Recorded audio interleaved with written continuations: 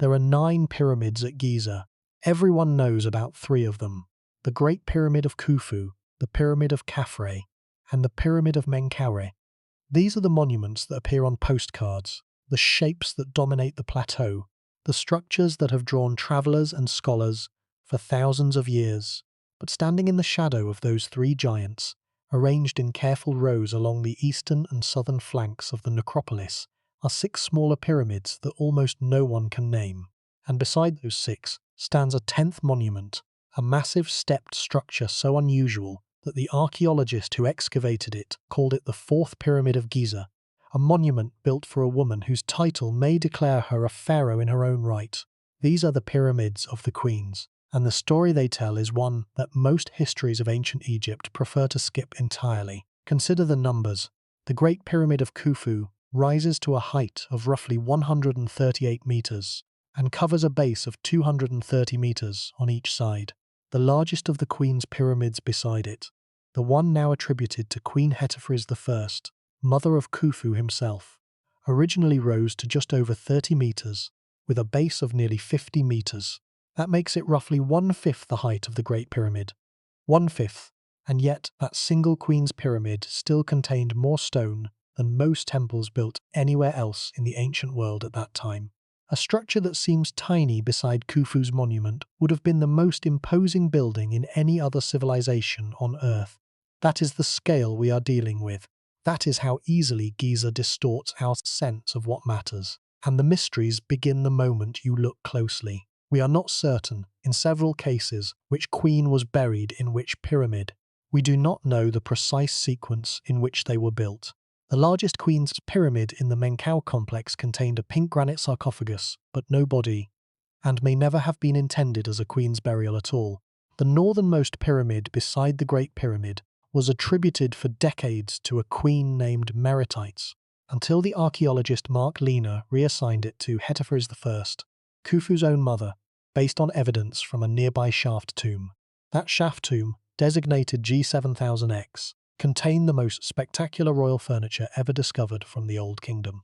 Gold-sheathed chairs, a canopy bed, silver bracelets of extraordinary delicacy, but no mummy. The sealed alabaster sarcophagus was empty.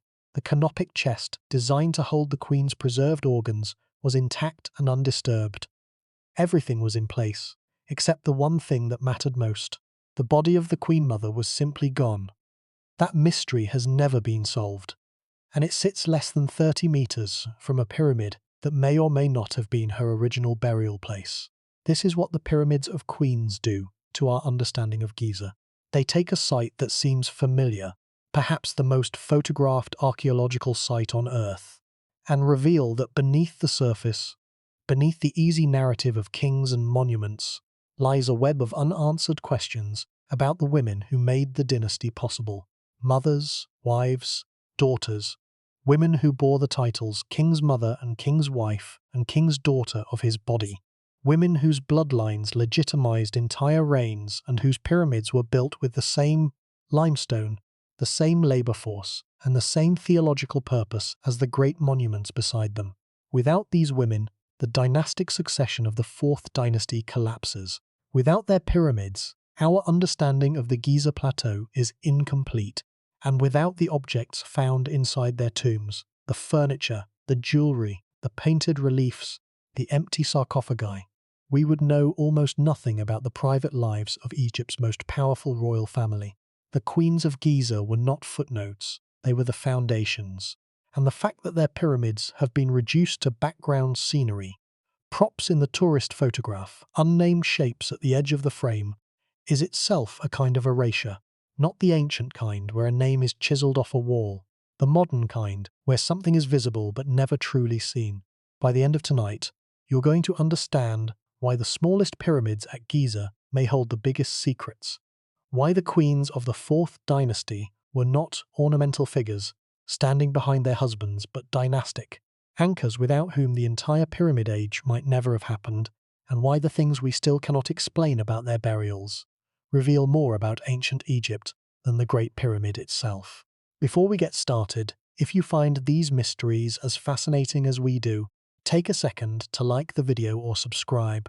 It's a simple action, but it helps this channel reach more curious minds like yours. Now, let's begin. And what makes this story especially unsettling is how recent most of these discoveries are. The shaft tomb of Hetepheres was not found until 1925. Discovered by accident when a photographer's tripod leg sank into loose plaster covering its entrance. The tomb of Queen Meritites III, with its astonishing painted reliefs, was not uncovered until 1927, and the debate over which queen belongs to which pyramid has shifted as recently as the last few decades. Giza is not a solved puzzle. It is a puzzle we are still assembling, and the queen's pyramids are the pieces that keep changing shape. To understand the pyramids of the queens, you first have to understand the dynasty that built them. And to understand the fourth dynasty, you have to stand at the edge of the Giza Plateau and look east toward the Nile and try to imagine a world in which everything you see, the apartment buildings of modern Cairo, the highways, the noise, is gone. Replace it with floodplain, dark, rich, annually renewed soil stretching to the river. Then turn west and look at the desert. Flat, bare limestone bedrock running to the horizon. This boundary, green to the east, white to the west, is the line between life and death in ancient Egyptian cosmology. The living belonged to the east, where the sun rose. The dead belonged to the west, where it set. And it was on this western edge, on this precise strip of elevated rock overlooking the valley, that three successive kings of the fourth dynasty chose to build the largest stone structures the world had ever seen.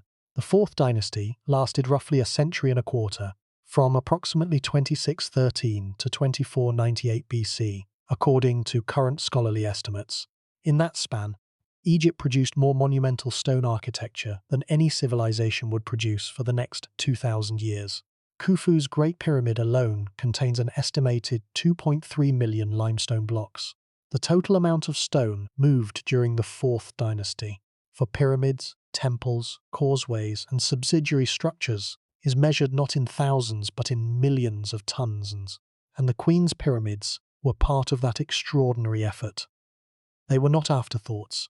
They were components of a single unified theological program designed to ensure the king's passage to the afterlife. And the women who surrounded him were essential to that passage. But here is the part that most popular accounts leave out. Before the queens received pyramids at Giza, royal women of earlier dynasties were buried in mastabas, flat rectangular, bench-shaped tombs made of mud brick or stone. The transition from mastaba to pyramid for queens did not happen gradually. It happened within the span of a single generation. Sneferu, the father of Khufu and the founder of the fourth dynasty, was the first king to complete a true pyramid. In fact, he completed at least 3 of them at Meidum, Dashur, and the Red Pyramid. His wife, Hetepheres I, may have been initially buried at Dashur, near her husband, but when Khufu came to power and chose Giza as his burial site, the entire funerary program shifted north, and with it came the decision that the king's mother and his principal wives would receive not mastabas, but pyramids. Small pyramids, certainly, but pyramids, the form reserved for royalty. That decision changed the landscape of Giza permanently. The 3 Queen's pyramids east of the Great Pyramid are arranged in a precise north to south row, each roughly 46 to 50 meters at the base, each originally rising to about 30 meters. They are true pyramids, not step pyramids, not truncated mastabas, but smooth-sided structures encased in fine white Tura limestone, the same material that once covered the Great Pyramid itself. Each one had its own small mortuary temple on its eastern face. Each one had a descending corridor leading to a burial chamber cut into the bedrock below. 2 of the 3 had boat pits to their south. Pits intended to hold ritual vessels for the deceased queen to use in the afterlife. The planning that went into this arrangement was not casual.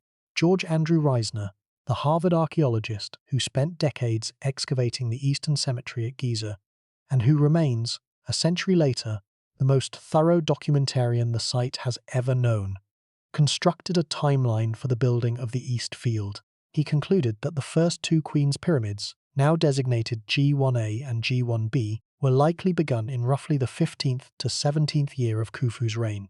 That means they were under construction simultaneously with the Great Pyramid itself. The same quarries, the same workers, the same supply chains. The Queen's pyramids were not built after the King's pyramid was finished. They were built alongside it. Reisner was a meticulous man, obsessively so. He worked at Giza from 1902 until his death in 1942, spending 4 decades mapping, photographing, and recording the eastern and western cemeteries with a level of precision that still underpins modern scholarship. His notebooks, now held at the Museum of Fine Arts in Boston and digitized by the Giza Archive Project at Harvard, contain thousands of pages of measurements, cross-sections, and field observations. He numbered every tomb, every shaft, every mastaba, and he understood something that most visitors to Giza never grasp, that the plateau was not simply a collection of individual monuments, but a planned city of the dead, a necropolis laid out with the same deliberation that governed the cities of the living. In that planned city, the Queen's pyramids occupied a position of profound theological significance. They stood to the east of the Great Pyramid, the direction of sunrise, the direction of rebirth. Their mortuary temples faced east, toward the rising sun, just as the King's mortuary temple did. The relationship between King's Pyramid and Queen's Pyramid was not merely spatial, it was cosmological. The Queen, particularly the King's mother, served as a guarantor of divine succession. She was the vessel through which royal blood passed. Her burial adjacent to the King's was a statement not of subordination, but of necessity. The King needed his mother in the afterlife just as he had needed her in life, to confirm through her presence that he was the legitimate son of the god. This is why the discovery story of Hetepheres I's burial matters so much.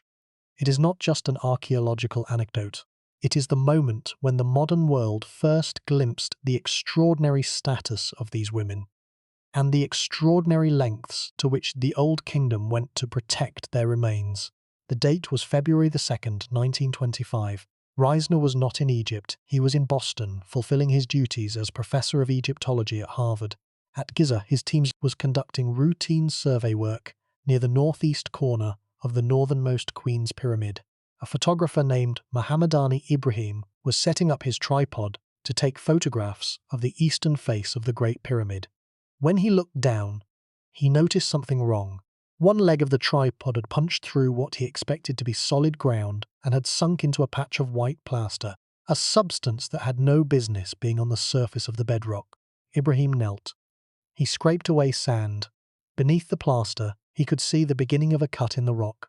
It was the top of a stairway. Ibrahim reported his find to Reisner's assistant, a British archaeologist named Alan Rowe. Rowe immediately understood the significance. At Giza, plaster was used to seal the entrances to tombs. A sealed entrance in 1925 meant one of two things. Either the tomb had been found and resealed in antiquity, or it had never been opened at all. Either way, the discovery was potentially extraordinary. Rowe sent word to Reisner by telegraph. What followed was one of the most careful excavations in the history of Egyptology, and one of the most dramatic. Reisner, acutely aware that Howard Carter's discovery of Tutankhamun's tomb just 3 years earlier had demonstrated the power of public attention, made a calculated decision. He ordered the tomb sealed again. He would not open it without being present. He would not rush. He would control the narrative. It took weeks to clear the stairway and begin removing the fill from the shaft below. The shaft itself was extraordinary, nearly 27 meters deep, cut vertically into the limestone bedrock and filled to the top with limestone plaster and rubble. This was not a casual burial. This was a shaft that someone had gone to enormous trouble to conceal. As the workers descended, they found pottery fragments, bits of plaster, and occasional artifacts mixed into the fill.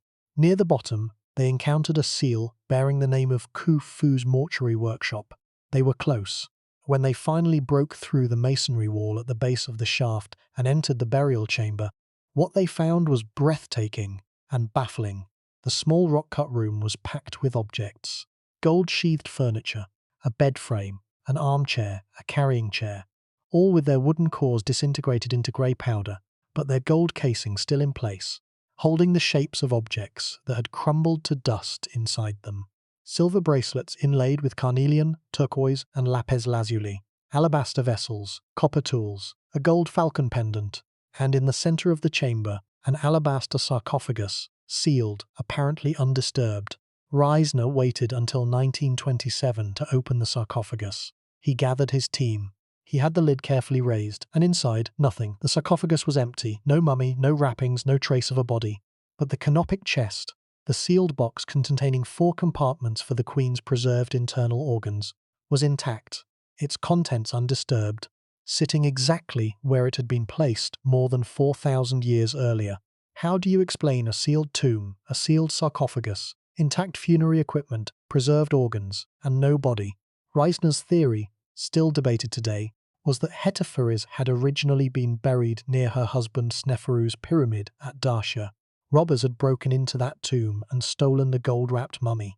The officials responsible for guarding the tomb, terrified of Khufu's wrath, told the king that everything was secure and quietly transferred the remaining equipment, sarcophagus, canopic chest, furniture, to a new hidden shaft at Giza, near the pyramid they had built for her. They sealed the shaft, they plastered over the entrance, and they kept the secret. The king never knew his mother's body was gone. Mark Lehner, who has spent more than 4 decades working at Giza and who leads the Ancient Egypt Research Associates, proposed a different interpretation. He suggested that G7000X was actually Hetepheres' original burial place, and that her body was later moved to the nearby pyramid G1A, the northernmost Queen's Pyramid, when it was completed. In this reading, the shaft tomb came first, and the pyramid was the final resting place. The equipment left behind in the shaft was simply what remained after the main burial goods accompanied the Queen's mummy to its new location. Zahi Hawass offered yet another possibility, that Hetepheres was originally buried in Pyramid G1A, that robbers broke into the pyramid and stole the mummy, and that the surviving equipment was then transferred to the shaft for safekeeping. In this version, the Queen's pyramid was the first burial, the shaft was the emergency reburial, and the empty sarcophagus was the evidence of a crime. 3 theories, 3 of the most accomplished Egyptologists of the 20th and 21st centuries, and no consensus. The debate is not academic hair-splitting. It goes to the heart of how we understand the Queen's pyramids. Were they original burials or secondary ones? Were they completed before the Queens died or rushed to completion afterward? Were they part of the original plan for the Giza necropolis, or additions made as circumstances demanded? The furniture from Hetepheres' shaft tomb, painstakingly reconstructed by William Arnold Stewart, who spent years replacing disintegrated wood with new material while preserving the gold sheathing, now sits in the Egyptian Museum in Cairo. The armchair, with its lotus flower decoration and its gold overlay, is one of the most beautiful objects to survive from the Old Kingdom. The bed, with its headrest, measures 177 centimeters in length. These are not symbolic miniatures. They are real furniture, built for real use, sheathed in real gold, and they belong to a woman whose pyramid, if you visited Giza today, you would walk past without stopping. That gap, between the magnificence of the burial equipment and the obscurity of the Queen, is the central problem this story must confront. The pyramids of queens at Giza are not lesser monuments. They are erased monuments. Not erased by ancient hands, but by modern indifference. And the things they contain, the things they once contained, and the things that are inexplicably missing, tell a story about the 4th dynasty that the 3 Great Pyramids alone cannot. But to understand the full weight of this erasure, step back from Hetepheres for a moment and consider the broader landscape of Giza's queens. The 3 Queens' pyramids beside the Great Pyramid are only one part of the story. Walk south, past the Sphinx, past the Causeway of Khafre, and you reach the Pyramid of Menkaure, the smallest of the 3 Great Pyramids. On its south side stand 3 more satellite pyramids, designated G3A, G3B, and G3C. These 3 structures tell a very different story from the Queen's pyramids of Khufu, and their differences reveal how much the approach to royal women's burials shifted even within a single dynasty. The largest of Menkaure's satellite pyramids, G3A, is the most sophisticated. It was built as a true pyramid, smooth-sided, encased in limestone, with an entrance on its north face leading past a granite portcullis to a T-shaped chamber carved into the bedrock. Inside that chamber, Reisner's team found a pink granite sarcophagus set into a deep groove near the western wall. The sarcophagus was empty, robbed in antiquity. Only fragments of ceramics, matting and charred wood remained. Reisner attributed this pyramid to Khamenei II, the principal wife of Menkaure. But here is the puzzle. The T-shaped internal layout of G3A is strikingly similar to that of a satellite or car pyramid, the small ritual structure that kings built as a symbolic second tomb. Mark Lehner has argued that G3A may have originally been designed as Menkaure's satellite pyramid and was only later converted into a queen's burial.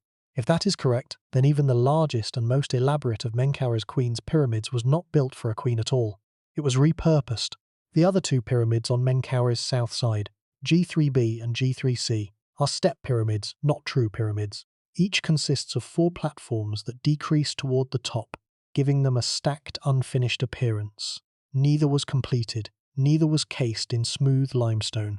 Their bases measure roughly 31 meters on each side, and G3C originally stood about 21 meters tall, smaller than the Queen's pyramids beside Khufu by a significant margin.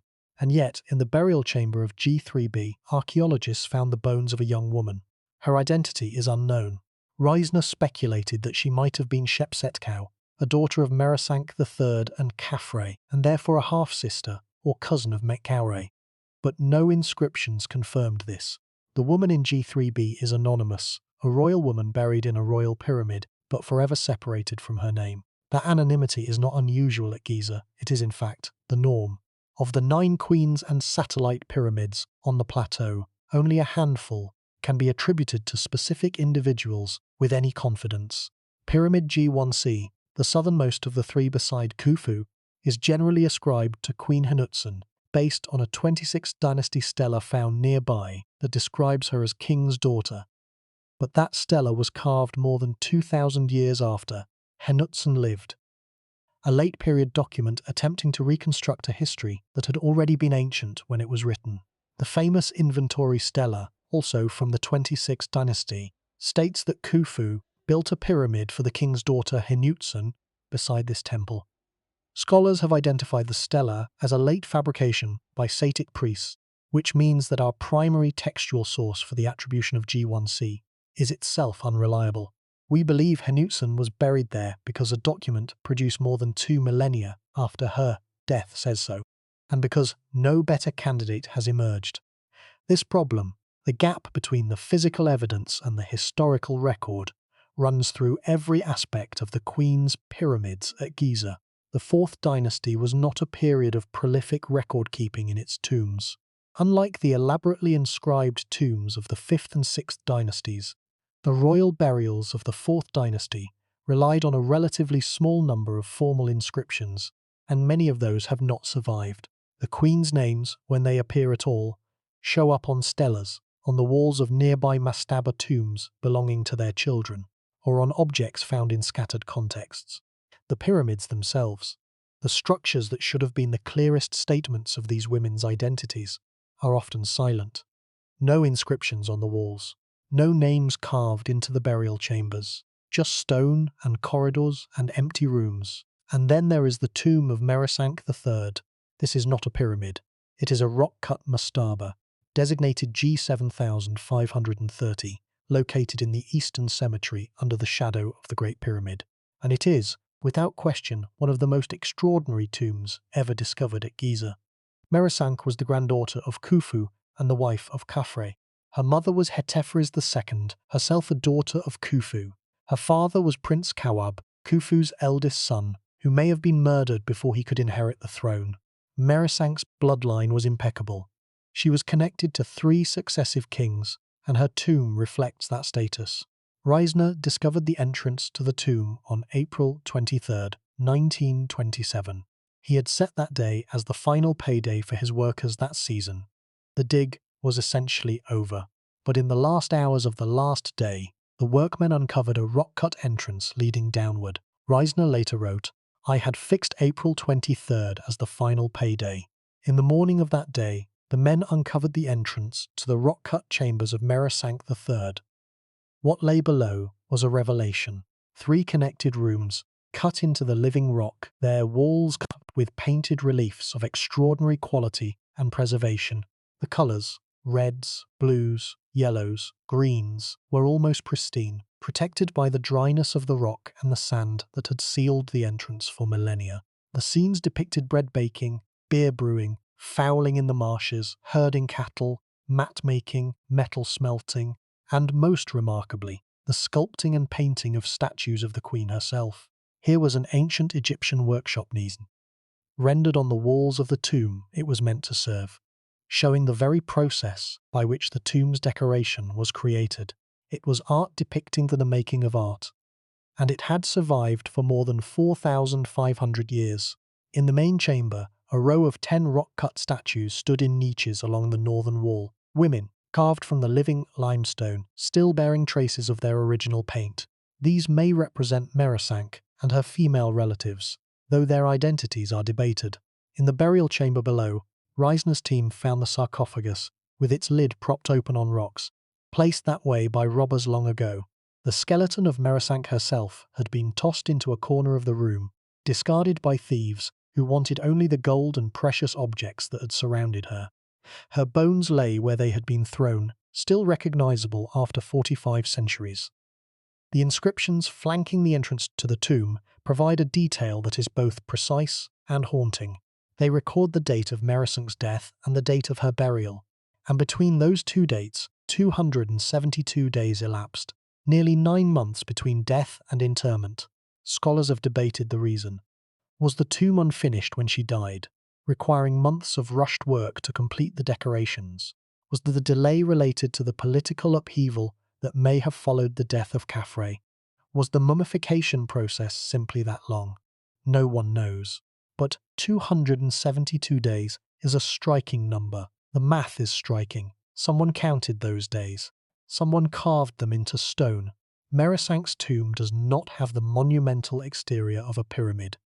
Visitors to Giza walk directly over it without knowing it is there. But its interior, the painted reliefs, the rock-cut statues, the detailed scenes of daily life and ritual practice, contains more information about the lives of 4th dynasty queens than all 9 pyramids on the plateau combined. And that paradox sits at the heart of this entire story. The pyramids are the visible monuments, but the real evidence, the names, the images, the stories, lies underground in the mastabas and shaft tombs that most visitors never see. What makes this even more poignant is the contrast with what we know about the kings. Khufu's Great Pyramid has been measured, mapped, scanned with muon detectors, and explored by miniature robots. Every chamber has been catalogued, every stone has been weighed, at least in estimate. Theories about its construction fill entire libraries. But the 3 Queen's pyramids, standing 30 meters from its eastern face, have received a fraction of that attention. Reisner documented them thoroughly in the 1920s and 30s. Lina revisited them in his comprehensive 1997 study, The Complete Pyramids.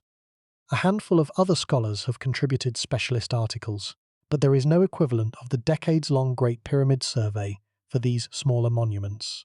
The assumption, often unstated but always present, is that the Queen's pyramids are minor variants of the King's, interesting only insofar as they illuminate the main monument. That assumption is wrong. The Queen's pyramids are not miniature versions of the Great Pyramid. They are different structures with different internal layouts, different construction sequences, and different theological functions. The burial chambers of the Queen's pyramids are cut into the bedrock below the structures, while the King's burial chamber is located within the body of the pyramid itself. The Queen's pyramids do not contain the elaborate system of corridors, grand galleries, and relieving chambers that make the Great Pyramid's interior so famous. They are simpler, but simple in a way that raises its own questions. Were they always intended to be simple, or were their interiors left unfinished? Were the burial chambers always underground? Or did the original plans call for chambers within the pyramid body, as in the King's monument? Reisner believed the underground chambers were intentional, a deliberate distinction between royal and queenly burial architecture, but not all scholars agree. And then there is the question of the satellite pyramid, the small, apparently symbolic structure that Khufu built on the southeast corner of his own pyramid complex. This satellite pyramid, sometimes called G1D, was discovered relatively recently and is distinct from the three Queen's pyramids. Its existence complicates the picture further, because it demonstrates that not every small pyramid at Giza was a queen's burial. Some were ritual structures with no burial function at all. The challenge for archaeologists is determining which is which, especially when the interiors have been robbed, the inscriptions have vanished, and the only evidence is the architecture itself. The Eastern Cemetery where the Queen's Pyramids and the Great Mastaba stand was not merely a burial ground, it was a statement of dynastic order. Reisner showed that the 12 double mastabas in the cemetery were laid out in 3 rows of 4, with specific tombs assigned to specific members of the royal family. Prince Kawab and his wife Hetepheres II received G 7110 through 7120. Prince Khufu and his wife received the adjacent pair. Prince Horjadef, one of the most famous sages of ancient Egypt, received another pair. The arrangement was hierarchical, deliberate, and architecturally coordinated with the Queen's pyramids and the Great Pyramid itself. The entire eastern face of the Giza Plateau was a single composition, a tableau of the royal family arranged for eternity. But even this carefully planned arrangement could not survive the passage of time. Within centuries of its completion, the Eastern Cemetery was being reused. Later burials intruded into the original mastabas. Shafts were cut through earlier floors. New chapels were built against old walls. By the time of the New Kingdom, more than 1,000 years after the 4th dynasty, the Queen's pyramids had been partially stripped of their casing stones. Their mortuary temples had crumbled, and a temple to the goddess Isis had been constructed against the southern Queen's Pyramid of Henutsen, transforming a funerary monument into a living cult center. The worship of Isis at that temple continued for more than 1,000 years, from the 18th dynasty through the Roman period. Priests of Isis, who also bore the title Priest of Khufu, served the temple for generations, their family trees inscribed on the walls. The Queen's Pyramid had become, in death, something its builders never intended, a house for a goddess. That transformation is itself a clue. When later Egyptians encountered the Queen's pyramids, they did not ignore them. They adapted them. They recognized in those small stone structures something sacred, something worth preserving, even if the original occupant's name had been forgotten. The Pyramid of Henutsen survived because Isis moved in. The Queen's name faded, the goddess endured, and the pyramid endured with her. But while these later transformations preserved the physical structures, they also buried the original story. By the time European explorers arrived at Giza in the 18th and 19th centuries, the Queen's pyramids were anonymous mounds, their mortuary temples reduced to rubble, their identities lost. It would take the systematic excavations of the 20th century, Reisner's decades-long campaign in particular, to begin recovering the names, the relationships, and the theological program that had governed their construction. And even now, more than a century into that recovery effort, fundamental questions remain open. The central mystery of the Queen's pyramids at Giza is not about architecture, it is about identity. Who were these women? What power did they hold? And why, in a civilization that spent more resources on death than any other in human history, are the burials of its most important women so poorly understood? Begin with what we know. The 4th dynasty was not merely a period of monumental building. It was a period of intense dynastic politics, in which marriage, inheritance, and maternal bloodline determined who would sit on the throne of Upper and Lower Egypt. The king was divine, the living embodiment of the falcon god Horus, the son of the sun god Ra. But divinity did not pass automatically from father to son. It passed through the mother. The title king's mother was not honorific. It was constitutional. A king whose mother did not hold the appropriate royal titles could face challenges to his legitimacy. And a king whose mother was the daughter of a previous king, a king's daughter of his body, had the strongest possible claim. This is why the queens buried at Giza matter so much. Hetepheres I was the wife of Sneferu and the mother of Khufu. Through her, the bloodline of the 3rd dynasty, the dynasty of Djoser, the builder of the step pyramid, may have passed into the 4th. Some scholars believe Hetepheres was herself a daughter of the last king of the 3rd dynasty, Huni, making her the bridge between 2 dynastic houses. If that theory is correct, then Khufu's entire claim to the throne rested on his mother.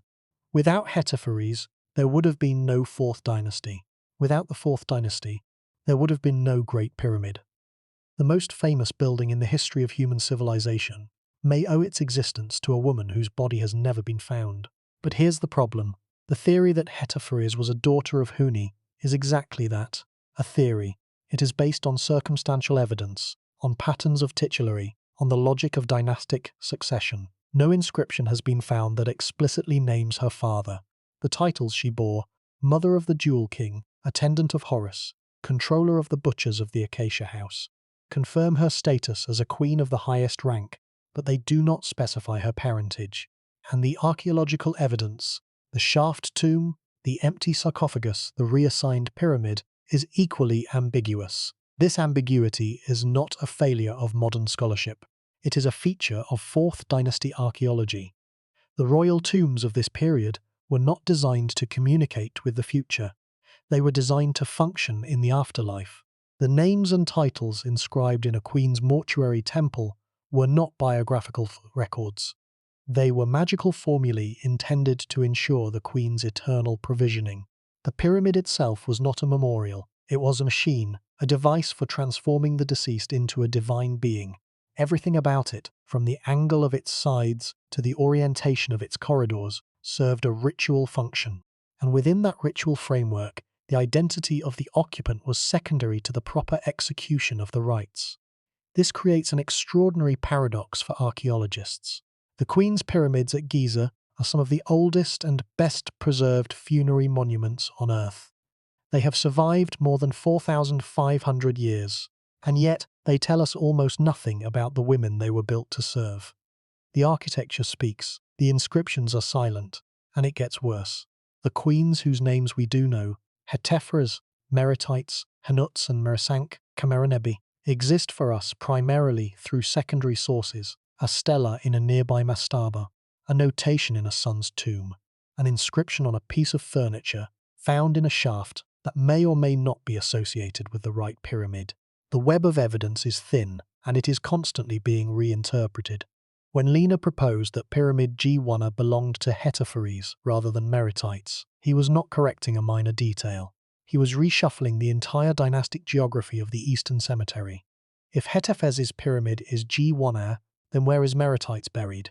Was G1 her pyramid instead? Or was Meritites buried elsewhere? In a mastaba, perhaps, or in a tomb that has not yet been found? Each reassignment creates a cascade of new questions. The situation is equally tangled for the Queen's Pyramids of Menkaure. The largest, G3a, was likely intended for Kameranebti, the second Menkaure's principal wife. But as Lena has noted, its internal layout resembles a satellite pyramid more than a queen's burial. If G3a was originally Menkaure's pyramid, his symbolic second tomb, and was only later repurposed for a queen, then the queen's burial may have been a secondary use. That would mean Kameranebti II's pyramid was, in a sense, second-hand, built for one purpose, converted to another, and the two smaller pyramids beside it, G3b and G3c, both step pyramids, both unfinished, may have been intended for queens who died before the structures could be completed. In G3b, the bones of an anonymous young woman were found. In G3c, the burial chamber was empty. Neither pyramid bears any inscription identifying its occupant. Here is where the story turns from frustrating to genuinely haunting. The 4th dynasty ruled Egypt for approximately 120 years. During that time, at least 3 kings, Khufu, Khafre, and Menkaure, built pyramid complexes at Giza. Between them, they produced 6 queens' pyramids and 1 monumental stepped tomb for Khentkaus I, plus dozens of mastabas for princes, princesses, and high officials. The necropolis is enormous, and yet, of all the royal women buried there, women who were queens, kings' daughters, kings' mothers, we can identify only a handful by name. The rest are anonymous. Their pyramids stand, their bones, when found, have been examined, but their names are gone. Think about what that means. A queen of Egypt, a woman who shared the bed of a living god, who bore the heirs to the most powerful throne in the ancient world, whose mortuary cult was maintained by priests for generations after her death, can be reduced after 4.5 millennia to an anonymous skeleton in a corner of a looted burial chamber. That is not a failure of archaeology. That is the natural state of human memory. 4,500 years is enough to erase anyone, even a queen with a pyramid. And the erasure was not always passive. Some of it was active, deliberate, and politically motivated. The case of Khentkaus I demonstrates this with chilling clarity. Khentkaus occupied a unique position in the history of the Fourth Dynasty. She may have been its last ruler. Her tomb at Giza, designated LG 100 and G 8400, was excavated by Selim Hassan in 1932. Hassan called it the Fourth Pyramid of Giza, and with good reason. The structure is massive, a two-stepped monument built over a natural outcrop of bedrock, with a base of roughly 45 meters on each side and a total height of approximately 17.5 meters. Its lower step was carved from the living rock itself, the same bedrock from which stone was quarried for the three Great Pyramids. Its upper step was built of limestone blocks. Together, they form a unique hybrid, part mastaba, part pyramid, that has no exact parallel anywhere in Egypt. On the granite doorway leading into the tomb, Khentkaus is depicted wearing the full regalia of a pharaoh, including the uraeus, the rearing cobra that symbolized royal authority, and what appears to be the false beard traditionally worn by male kings. Her title, inscribed beside this image, reads Mut Nesu Biti, a phrase that can be translated either as Mother of Two Kings of Upper and Lower Egypt, or as Mother of the King of Upper and Lower Egypt, and King of Upper and Lower Egypt. The difference is not trivial. The first reading makes her the mother of two kings. The second reading makes her both a king's mother and a king herself. This is what Egyptologists call the Khentkaus problem. If the second reading is correct, then Khentkaus I was not merely a queen regent or a queen mother. She was a pharaoh, a female pharaoh, ruling in her own right, at the very end of the Fourth Dynasty. She would predate Hatshepsut by more than 1,000 years. She would be the earliest attested female king in Egyptian history, and her monument at Giza, that strange, stepped, hybrid structure that Hassan called the Fourth Pyramid, would be the tomb of a ruling sovereign, not a consort. But here's what makes this truly terrifying. Khentkaus I's complex did not include just a tomb. It included a valley temple, a causeway, a mortuary temple, and a pyramid town, a settlement for the priests and workers who maintained her cult. This is the full complement of features associated with a king's pyramid complex, not a queen's. No other queen at Giza received a valley temple. No other queen received a causeway. No other queen received a pyramid town. The scale and completeness of Khentkaus's funerary complex is unmatched by any queen's monument from the Old Kingdom, and yet her monument is the one most visitors have never heard of. It sits between the causeways of Hetepheres and Menkaure, partially obscured by later construction and by the natural contours of the plateau. It does not appear on most tourist maps. It is not included in most guided tours. The Fourth Pyramid of Giza, the one that may have belonged to Egypt's first female pharaoh, is for most practical purposes invisible. Selim Hassan understood what he had found. He devoted an entire volume of his 10-volume excavation report to Khentkaus's monument and its implications. He argued that the tomb's architectural uniqueness reflected the queen's unprecedented political status, that the hybrid form was a deliberate compromise between the pyramidal form reserved for kings and the mastaba form traditionally used for queens. The tomb was a political statement carved in stone. Khentkaus was not a king, but she was not merely a queen either. She was something in between, something the architectural vocabulary of the Old Kingdom had no ready form to express, and so a new form was invented for her, and never used again. The silence that followed Khentkaus is itself significant. After her death, the Fourth Dynasty ended. The Fifth Dynasty began under Usakaf, who may have been Khentkaus's son.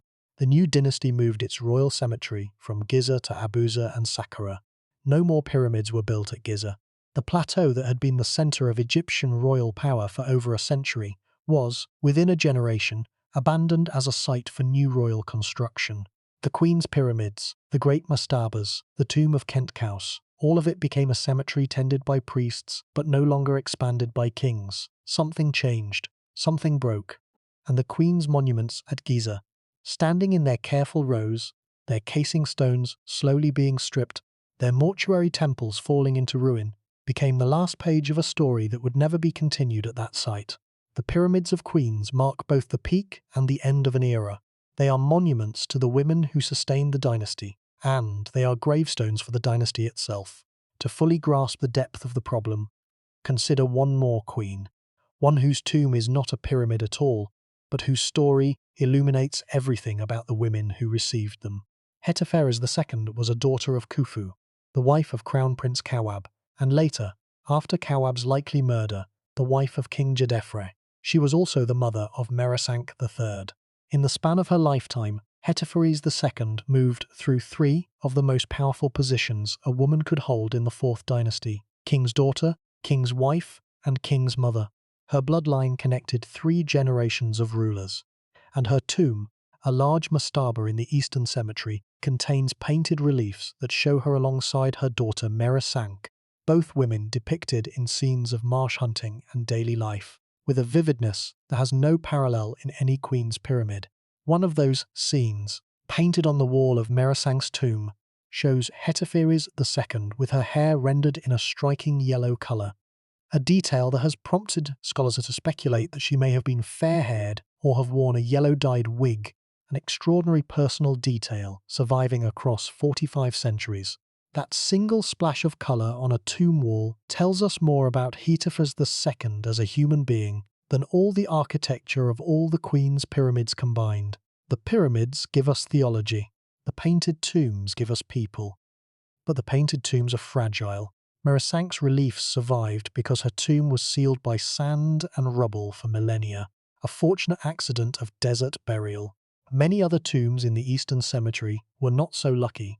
Robbers entered most of them in antiquity. Rain, rare but devastating when it occurs on the Giza Plateau, seeped into some chambers and dissolved the painted plaster.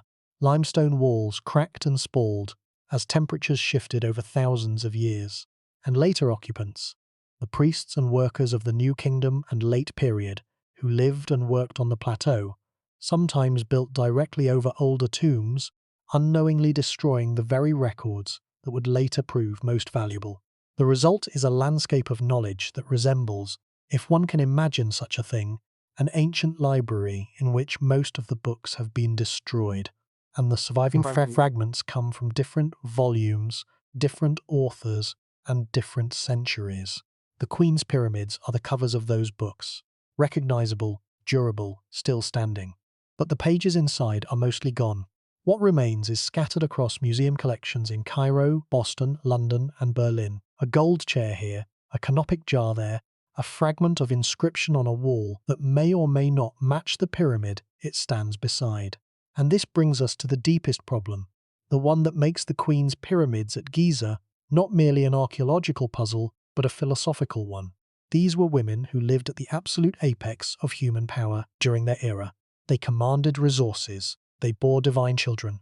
They were entitled, by right and by theology, to an eternal afterlife guaranteed by the most sophisticated funerary technology the world had ever produced. Everything was done correctly. The pyramids were built. The mortuary temples were consecrated. The offerings were made. The ka, the spiritual double, was provided for. The ba, the soul, was given a home. And yet, within a few centuries, the cults failed. The offerings stopped. The temples fell. And the queens themselves were forgotten. This was not supposed to happen. The entire point of the pyramid, the entire theological program of the Old Kingdom, was to prevent exactly this outcome. The pyramid was eternal. The ka was eternal. The offerings, sustained by income from dedicated agricultural land, were meant to continue in perpetuity. But perpetuity, it turns out, has an expiration date. The agricultural estates that funded the mortuary cults were gradually appropriated by later kings or diverted to new purposes. The priests who served the Queen's temples died and were replaced by priests who served different cults. The very concept of what the pyramids were shifted over time, from active theological machines to passive monuments, from functional installations to historical curiosities. By the time of the New Kingdom, more than 1,000 years after the Fourth Dynasty, the Giza Plateau was already a place of pilgrimage and tourism. 18th Dynasty Prince Thutmose, the future Thutmose IV, camped at the feet of the great Sphinx, and according to his famous dream stela, was told by the Sphinx god Horemheb in a dream that he would become king if he cleared the sand from the god's body. That stela, erected between the paws of the Sphinx around 1400 BC, according to scholarly estimates, mentions neither the queen's pyramids nor the queens themselves. By that point, they had already been forgotten. The Sphinx was remembered, the Great Pyramid was remembered, but the women who had sustained the dynasty that built them were already names on crumbling stelas in half-buried temples. The Isis temple that grew around Henutsen's pyramid is a perfect example of how this forgetting worked. At some point during the New Kingdom, a chapel associated with the southernmost queen's pyramid was converted into a temple dedicated to Isis, the great goddess of magic, motherhood, and resurrection. The temple expanded during the 21st dynasty, and again during the 26th dynasty. Priests served it for centuries. Devotees left offerings. The site became known as the Temple of Isis, Mistress of the Pyramid. But notice the title, Mistress of the Pyramid, not Mistress of Henutsen's Pyramid. The queen's name had already been separated from her monument. The pyramid had become Isis's property, not Henutsen's. The goddess had absorbed the queen. A family tree of Isis priests, inscribed on a wall of the temple, lists names from roughly 670 to 488 BC, nearly 2 centuries of continuous priestly service. These men bore the dual title Priest of Isis and Priest of Khufu, linking the goddess cult to the ancient king's funerary cult, but no equivalent dual title linked them to Henutsen. The queen had vanished from the record of her own monument. She was a name on a dubious stela and a line in the unreliable inventory stela. Nothing more. Something is wrong with our assumptions about permanence. We look at the pyramids of Giza and we see eternity made solid, stone that has outlasted every empire, every religion, every language that has come and gone since the 4th dynasty. But the Queen's pyramids show us that survival of the structure is not the same as survival of the memory. A pyramid can stand for 5,000 years and still lose the name of the person it was built for. Stone endures, meaning does not. And this is the core problem, the one that connects every Queen's pyramid on the plateau, every anonymous skeleton in every looted burial chamber, every empty sarcophagus in every sealed shaft. The 4th dynasty built monuments to last forever, but it built records to last only as long as the institution that maintained them. When the institution failed, when the mortuary cults ran out of funding, when the priests moved on, when the sand covered the chapels, the names went with them, the stones remained, the names did not. Let that sink in. The most enduring structures ever built by human hands were not enough to preserve the identities of the women they were built for. The pyramid was supposed to be the ultimate defense against oblivion.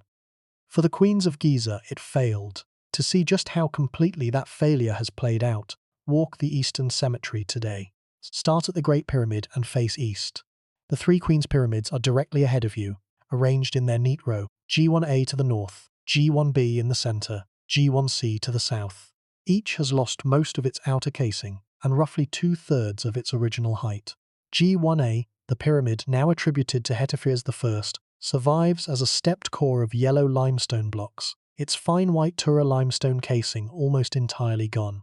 The entrance in the north face, a small opening leading to a descending corridor, is visible but unremarkable. Inside, the corridor turns and descends to a small burial chamber cut into the bedrock, lined with limestone blocks. A recess in the western wall, where a sarcophagus would have stood, is empty. No sarcophagus was found in this pyramid. No body, no inscriptions on the walls. The room is bare. G1B, the central pyramid, is in slightly worse condition, attributed to Meritites I, though this attribution is itself uncertain, dependent on which queen was reassigned to G1A. The pyramid has a base of 50 meters and an original height of approximately 30 meters. Like its neighbor, it has a descending corridor leading to an underground burial chamber. The chamber is empty. Adjacent to the pyramid, a boat pit was discovered to the south, a rectangular cutting in the bedrock intended to hold a dismantled ritual vessel. The pit was empty too. No boat, no grave goods. Nothing. G1C, the southernmost, is actually the best preserved of the 3 in terms of structure. Lena noted that it retains more of its original form than its neighbors, but it was also the most heavily modified in later periods. The Isis temple that grew against its eastern face incorporated parts of the original mortuary chapel into the new temple's foundations. When archaeologists excavated the temple, they found a palimpsest, layers of construction spanning 2,000 years, each layer obscuring the one beneath it. Old Kingdom funerary chapel under New Kingdom temple extension under 26th dynasty renovation. The pyramid had been recycled, its original function overwritten by successive generations of reuse. Inside G1C, the burial chamber is small and unfinished. A niche roughly 10 centimeters deep was cut into the south wall of the chamber, possibly for a canopic chest, possibly for another purpose entirely. No sarcophagus was found, no body, no identification. Rainer Stadelmann proposed that the pyramid was built by Khafre for his mother Henutsen, but this depends on identifying Prince Khufu with the later King Khafre, an identification that remains debated. Without that link, the attribution of G1s to Henutsen rests almost entirely on late-period documents of questionable reliability. This is the archaeological reality of the Queen's Pyramids at Giza. 3 structures beside the Great Pyramid, all looted, all stripped of casing, all empty inside. 3 structures beside the Pyramid of Menkaure, 1 possibly repurposed from a satellite pyramid, 2 unfinished step pyramids, 1 containing the bones of an unnamed woman, and 1 unique stepped monument for Khufu I, the possible female pharaoh, the bridge between 2 dynasties, the last person to be buried in a royal monument at Giza. In total, 10 structures dedicated to or associated with royal women, and from all 10 combined, we have the confirmed identity of perhaps 4 or 5 queens, the physical remains of perhaps 2, and the complete burial assemblage of none. Compare that to the king's. Khufu's Great Pyramid, despite being robbed in antiquity, still contains its granite sarcophagus in the king's chamber. Khafre's pyramid retains its burial chamber with its granite sarcophagus set into the floor. Menkaure's pyramid contained a basalt sarcophagus, though this was lost at sea in 1838, when the ship carrying it to England sank off the coast of Spain. The kings lost their mummies, their grave goods, their gold, but they kept their sarcophagi. The queens lost everything. The sarcophagi, when found, were empty. The burial chambers, when accessible, were bare. The identity of the occupant, when determined, was provisional. Every layer of information that a queen's pyramid was supposed to preserve has been stripped away, leaving only the structure itself, the least informative component of the entire funerary complex. And this is where the grief begins, not the dramatic grief of a civilization collapsing. The 4th dynasty did not collapse in any conventional sense. It ended, as dynasties do, through a combination of political transition and generational change. The grief is quieter than that. It is the grief of realizing that women who were once the most powerful individuals of their sex in the known world, women who bore the children of gods, who legitimized the rule of pharaohs, whose blood was the conduit of divine authority, have been reduced to question marks. Their pyramids remain, but the pyramids are empty vessels, monuments to women whose stories we can no longer tell with confidence. And the silence that followed their forgetting is the silence that still fills those empty burial chambers today. The quiet of a world that built everything it could to remember and lost everything that mattered most. Consider one more detail before we move on, a detail that encapsulates the entire problem in a single archaeological moment. When Reisner's team finally opened the sealed sarcophagus in shaft G7000X in 1927, they did not simply lift the lid. They prepared for months. They photographed. They measured. They anticipated the moment when they would see, for the first time since the reign of Khufu, the face of the Queen Mother of the 4th dynasty. The woman who may have made the entire pyramid age possible. And then the lid came up, and there was nothing inside. Reisner, by all accounts, was devastated. Not theatrically, he was too disciplined for that. But the empty sarcophagus represented something more than a disappointing excavation result. It represented the fundamental fragility of the record. Here was a burial that had been sealed from above. The shaft had been filled with 27 meters of limestone plaster. The chamber had been walled shut. The canopic chest was intact. The queen's internal organs were still preserved. Every precaution had been taken, and still the body was gone. If a burial this carefully protected could lose its occupant, then no burial was truly secure. The empty sarcophagus of Hetepheres was not just a mystery. It was a statement about the limits of human effort in the face of time. And it sits there still, in the Egyptian Museum in Cairo, sealed again, empty again, exactly as it has been for more than 4,500 years. A container without its contents. A monument without its purpose. A queen's last home, where the queen never rested. The restoration work that followed was equally telling. William Arnold Stewart, working for the Museum of Fine Arts in Boston, spent years reconstructing the gold-sheathed furniture from the shaft tomb. The wooden cores had disintegrated entirely, reduced, as Stewart described it, to a sort of grey ash by fungus. What remained was the gold and silver casing, holding the shape of objects that no longer existed inside them. Stewart had to rebuild the furniture from the outside in, replacing the vanished wood while preserving the ancient gold. The result, now on display in Cairo, is a paradox made physical. Original gold sheathing, wrapped around modern wood, an ancient surface enclosing a modern interior. The chairs and beds look 4,500 years old from the outside. Inside, they are less than a century old. They are, in a sense, exactly like the Queen's pyramids themselves. Ancient shells that have lost their original contents, preserved in form but emptied of substance. This parallel between the restored furniture and the emptied pyramids is not accidental. It is the defining condition of the Queen's monuments at Giza. Form survives. Content vanishes. The pyramid endures, the Queen disappears, and the gap between the two, between what was built and what was lost, is the space in which the real story of these women must be reconstructed, piece by agonizing piece. And that reconstruction is what the next part of this story demands. Because the Queen's pyramids at Giza are not the only monuments to royal women from the Old Kingdom. They are the most visible. They are the most famous, or rather, the most famous by association, since their fame is entirely borrowed from the three great pyramids they stand beside. But they exist within a broader pattern of royal women's burials that stretches from Abydos to Saqqara to Dashur to Meidum. And when you place the Giza queens in that larger context, the questions multiply. Why did the Fourth Dynasty suddenly elevate queens from mastabas to pyramids? Was it theological innovation, political necessity, or both? Why did the practice end, or rather transform, after the Fourth Dynasty?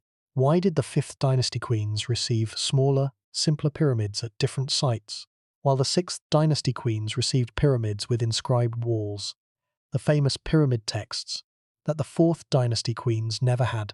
Each of these questions points in the same direction. The Queen's pyramids at Giza were not just burials.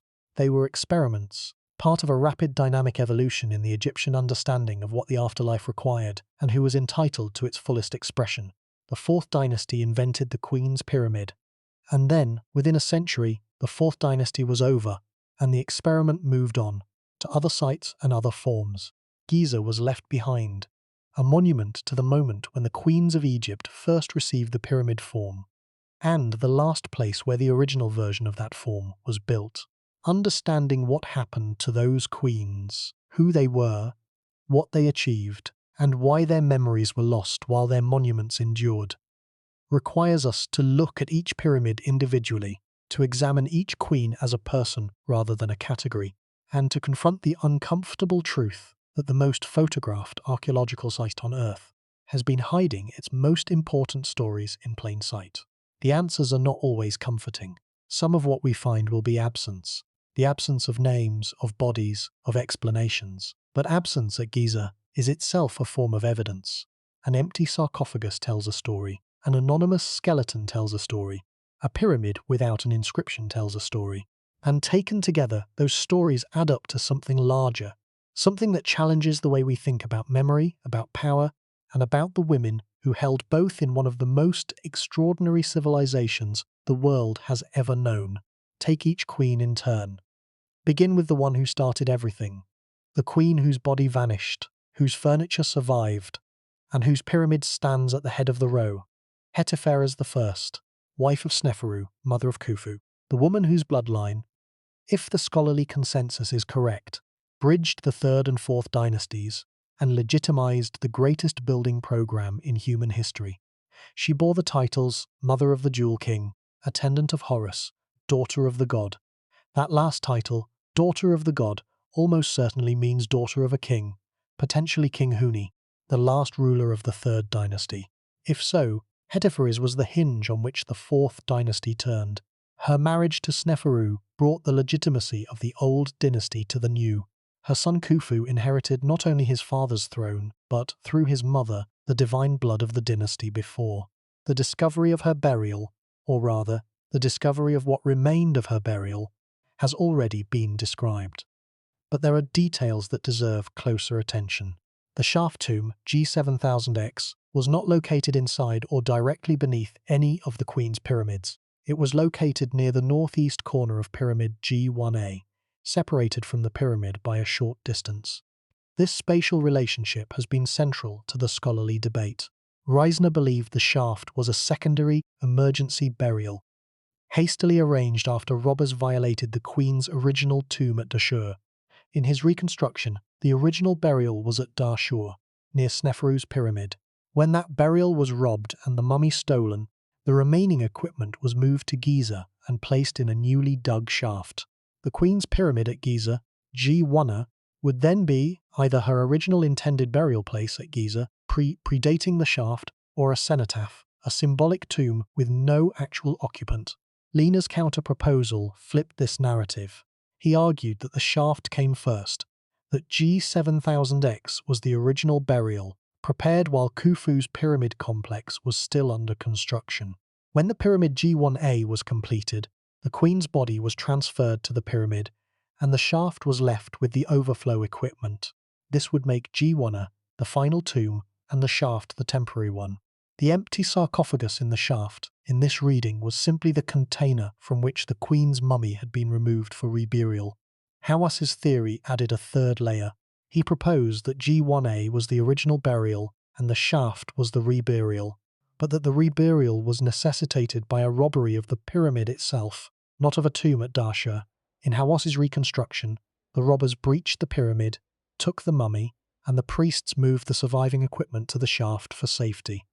3 theories, 3 plausible reconstructions, and the physical evidence supports all 3 without decisively confirming any of them. The shaft was sealed from above, which is consistent with a deliberate concealment. The sarcophagus was sealed but empty, which is consistent with a body removed before resealing. The canopic chest was intact, which is consistent with organs being left in place when a body was moved. But each of these facts can be explained by any of the 3 theories. The evidence is genuinely ambiguous, and the Queen, the actual woman, the actual body, is simply gone. What remains is the furniture, and the furniture is extraordinary. The carrying chair, a wooden seat mounted on long poles, designed to be borne on the shoulders of servants, was sheathed in gold leaf over its entire surface. The ebony wood inside had turned to powder, but the gold held the chair's shape like a shell. The armchair, with its lotus flower decoration on the arms and backrest, was similarly gold-sheathed. The bed frame, 177 centimeters long, was accompanied by a headrest, a curved support for the head, used in place of a pillow, common in Old Kingdom burials, but rarely preserved in such pristine condition. Silver bracelets, 20 of them, were found in a small box inlaid with carnelian, turquoise and lapis lazuli in patterns of butterflies. These are among the oldest silver objects found in Egypt, and their workmanship is astonishing. Each butterfly is distinct. The inlay work is precise to the millimeter. The gold falcon pendant found in the tomb may have been part of the Queen's crown or ceremonial headdress. Its craftsmanship is equal to anything produced by Egyptian goldsmiths in later, more documented periods, and it comes from the very beginning of the 4th dynasty, the earliest period of Egypt's Pyramid Age, a time that is often characterized as crude or experimental by comparison with later periods. The Hetepheres furniture shatters that assumption. The goldsmiths of Khufu's court were masters.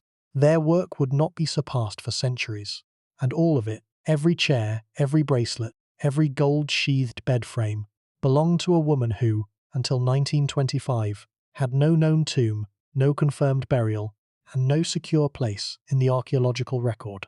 The greatest collection of Old Kingdom royal furniture ever found belonged to a queen whose pyramid, if you passed it today, you would not glance at twice. Now consider a different queen, buried in a different part of Giza, with a very different kind of tomb. Meritites III, granddaughter of Khufu, daughter of Prince Kawab and Hetepheres II, wife of Khafre.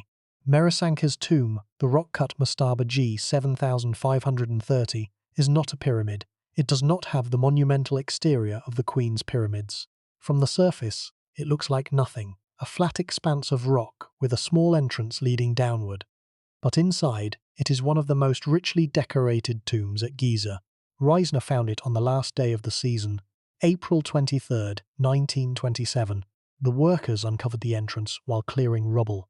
Inside, the walls of the 3 connected rooms were covered in painted reliefs that had been sealed from light and air for more than 4,000 years. The colours were vivid, reds and blues and greens that had barely faded. The scenes depicted the full range of daily life and ritual practice: bread making, beer brewing, fowling in the papyrus marshes, cattle herding, mat weaving, metal smelting. And there, in the southern end of the main chamber, a scene that no other tomb at Giza contains: artists at work, carving and painting the very statues that would furnish the tomb. The scene shows sculptors shaping stone figures, while painters apply colour. It is, in effect, a behind-the-scenes image of tomb construction, placed inside the tomb itself. The artists who made the tomb painted themselves into their own creation. Along the northern wall of one chamber, 10 rock-cut statues stand in niches, carved from the living rock. Female figures, possibly representing Meritites and her female relatives, still bearing traces of their original paint. These statues were not placed in the tomb. They were carved out of the tomb's walls. They are the rock itself, shaped into human form. There is something deeply moving about that, about women carved from the same stone that formed their burial place, as if they were emerging from the rock rather than standing in front of it. The burial chamber, located below the main chapel, was accessed through a vertical shaft. When the team descended and entered the chamber, they found the granite sarcophagus with its lid propped open on rocks, the unmistakable signature of ancient robbery. The thieves had taken the gold, the jewellery, whatever precious objects had accompanied the Queen's burial. They had not taken the body. Meritites' skeleton lay in a corner of the room, where the robbers had tossed it after stripping it of its wrappings. She had been thrown aside like refuse. Her bones had lain there, undisturbed, for somewhere between 4,000 and 4,500 years. The inscriptions at the entrance to the tomb provide her name, her titles, and 2 dates: the date of her death and the date of her burial. Between them, 272 days, nearly 9 months. No other queen's tomb at Giza provides this kind of chronological precision. Scholars have debated the reason for the delay. The most common explanation is that the tomb was unfinished when Meritites died, and the decorative program, the elaborate painted reliefs that make the tomb so remarkable, required months of work to complete before the burial could take place. If that is correct, then the extraordinary art inside Meritites' tomb was produced under deadline pressure, created in a rush to prepare the Queen's eternal home after her unexpected death. That the work is so exquisite under those conditions is a testament to the skill of the 4th dynasty artists. But the 272 days may also tell a different story. Some scholars have suggested that the delay was political rather than practical, that Meritites' burial was caught up in the succession struggles that may have followed the death of Khafre. If there was a dispute over the throne, if the transition from Khafre to Menkaure was contested, then the burial of a queen connected to the previous king might have been deliberately delayed until the political situation stabilized. This is speculation. But the gap of 9 months is difficult to explain by construction delays alone, particularly for a queen of Meritites' rank and resources. Meritites' tomb is now open to visitors, one of the few royal tombs at Giza that can be entered. The painted reliefs have been conserved and are visible in their original positions. The rock-cut statues still stand in their niches. The sarcophagus is still in the burial chamber, its lid still propped open. But the queen's bones have been removed, taken to a museum for study. Her skeleton, examined by physical anthropologists, revealed a woman who died in her early 50s, who showed signs of wear consistent with her age, and who bore no obvious marks of violence or disease. She died, as far as science can tell, of natural causes. And then she waited 272 days to be buried. And then she waited another 45 centuries to be found. Now move south, across the plateau, past the Sphinx and the causeways, to the Pyramid of Menkaure. Here the story shifts from the queens of Khufu and Khafre to the queens of the dynasty's last great builder, the king whose pyramid is the smallest of the three, whose reign marked the beginning of the end of the Fourth Dynasty's monumental ambition, and whose queen's pyramids are the most enigmatic of all. Menkaure's principal wife was Khmeremneptah II. She was his half-sister, the daughter of Khafre by a different wife, and she bore the titles King's Wife and King's Daughter of his body. Her pyramid, G3A, is the largest of the three satellite pyramids on the south side of Menkaure's complex. It was built as a true pyramid with a smooth-sided exterior originally cased in granite at its base, the same pink Aswan granite used for the lower concourses of Menkaure's own pyramid. This was an exceptional material choice. Granite is enormously difficult to work with Old Kingdom tools. Using it for a queen's pyramid, even partially, was a statement of status and resource allocation. But the interior of G3A tells a more complicated story. The entrance on the north face leads past a granite portcullis, a heavy stone slab designed to block the corridor after burial, to a T-shaped chamber cut into the bedrock. That T-shaped layout is virtually identical to the layout found in satellite pyramids, the small ritual structures that kings built as symbolic second tombs. Lena argued that G3A was originally designed as Menkaure's satellite pyramid and was only later repurposed as a queen's burial when the queen died and needed a tomb quickly. If this theory is correct, then the most impressive queen's pyramid in Menkaure's complex was, architecturally speaking, a hand-me-down. Inside the chamber, Reisner's team found a pink granite sarcophagus set into a deep groove near the western wall. The sarcophagus was empty, robbed in antiquity. Fragments of ceramics, reed, matting, and charred wood scattered on the floor were the only remnants of what had once been a royal burial. The queen's name was nowhere to be found, no inscriptions in the pyramid, no stela in the mortuary temple. Reisner attributed the pyramid to Khmeremneptah II, based on his analysis of the royal family's genealogy and the prominence of the structure within the complex. But the identification is circumstantial, not inscriptional. The Queen of G3A is identified by logic, not by evidence. The two smaller pyramids, G3B and G3C, stand to the west of G3A. Both are step pyramids, 4 platforms of decreasing size, never cased in smooth limestone, never completed. G3B has a base of roughly 31 meters and a small burial chamber at the end of a descending passageway. No portcullis was installed, an indication that the pyramid was either unfinished at the time of burial, or that the builders simply ran out of time or resources. Inside the burial chamber, the bones of a young woman were found. She has never been identified. Reisner speculated that she might be Shepsetkau, a daughter of Meritites III and Khafre, which would make her Menkaure's half-sister and a princess of the highest rank, but there is no proof. G3C, the westernmost and smallest of the three, has a base of the same dimensions as G3B and an original height of approximately 21 meters. Its burial chamber was empty. No body, no sarcophagus, no grave goods. It may never have been used for a burial at all, or it may have been robbed so thoroughly that nothing remained. Either way, G3C is a monument with no confirmed occupant and no surviving contents. A pyramid that exists as pure form, stripped of every trace of the person it was built to house. Menkaure's name, painted in red ochre on the ceiling of one of the satellite pyramids, confirms that the pyramids were constructed during his reign. But the names of the queens are absent. The paint that labelled the king's construction did not extend to the identities of his wives. The women who were buried, or intended to be buried, in those 3 pyramids remain, for the most part, unnamed.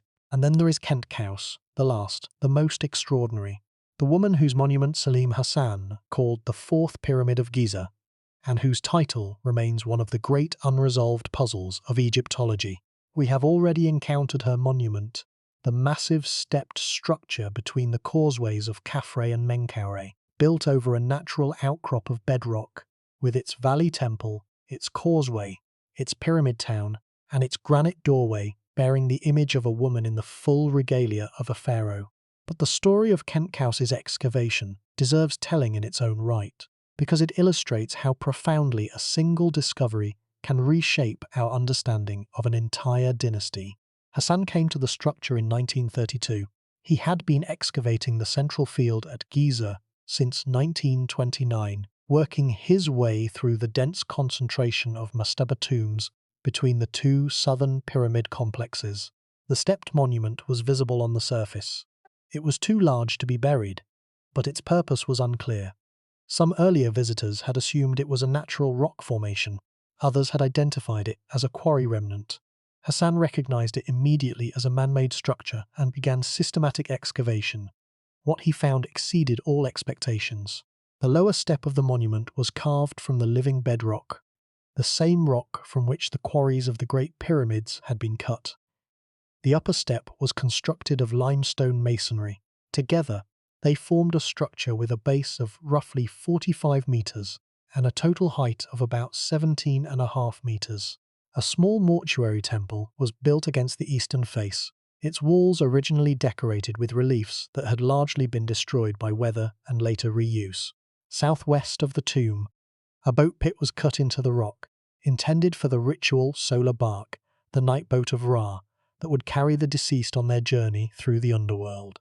A valley temple was discovered at the base of the causeway, with a granite entrance and traces of decorative programs on its walls, and a pyramid town, a settlement of small houses for the priests and workers who served the funerary cult, extended south of the valley temple. This was not a queen's burial. This was a king's complex. Every element, the valley temple, the causeway, the boat pit, the pyramid town, replicated the features found in the complexes of Khufu, Khafre, and Menkaure. No other queen at Giza received this treatment. No other queen in the entire Old Kingdom received a complex of this completeness until much later periods. Kentkaus was, by the architectural evidence, the equal of the three great kings of the 4th dynasty in terms of funerary provision, even if her monument was smaller in scale. And then there was the granite doorway. The inscription read, in transliteration, Mut Nesubiti Nesubiti, and, beside it, an image of a woman wearing the uraeus and the false beard. Hassan published the inscription and the image, and the debate has continued ever since. Was Kentkaus a king? Was she a regent? Was she simply the mother of two kings, commemorated with royal imagery out of respect for her status? The scholarly community has never reached consensus. Miroslav Werner, who excavated a second Kentkaus monument at Abusir, belonging to Kentkaus II, a different woman with a confusingly similar name, argued that the Giza Kentkaus may have ruled briefly as a transitional figure between the 4th and 5th dynasties.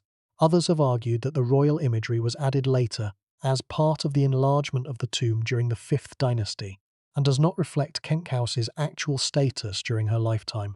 What is not in dispute is the monument's uniqueness. The stepped tomb of Kentkaus I has no parallel. It is not a pyramid. It is not a mastaba. It is something else entirely. A form invented for a woman whose position in the dynasty required a new kind of architecture.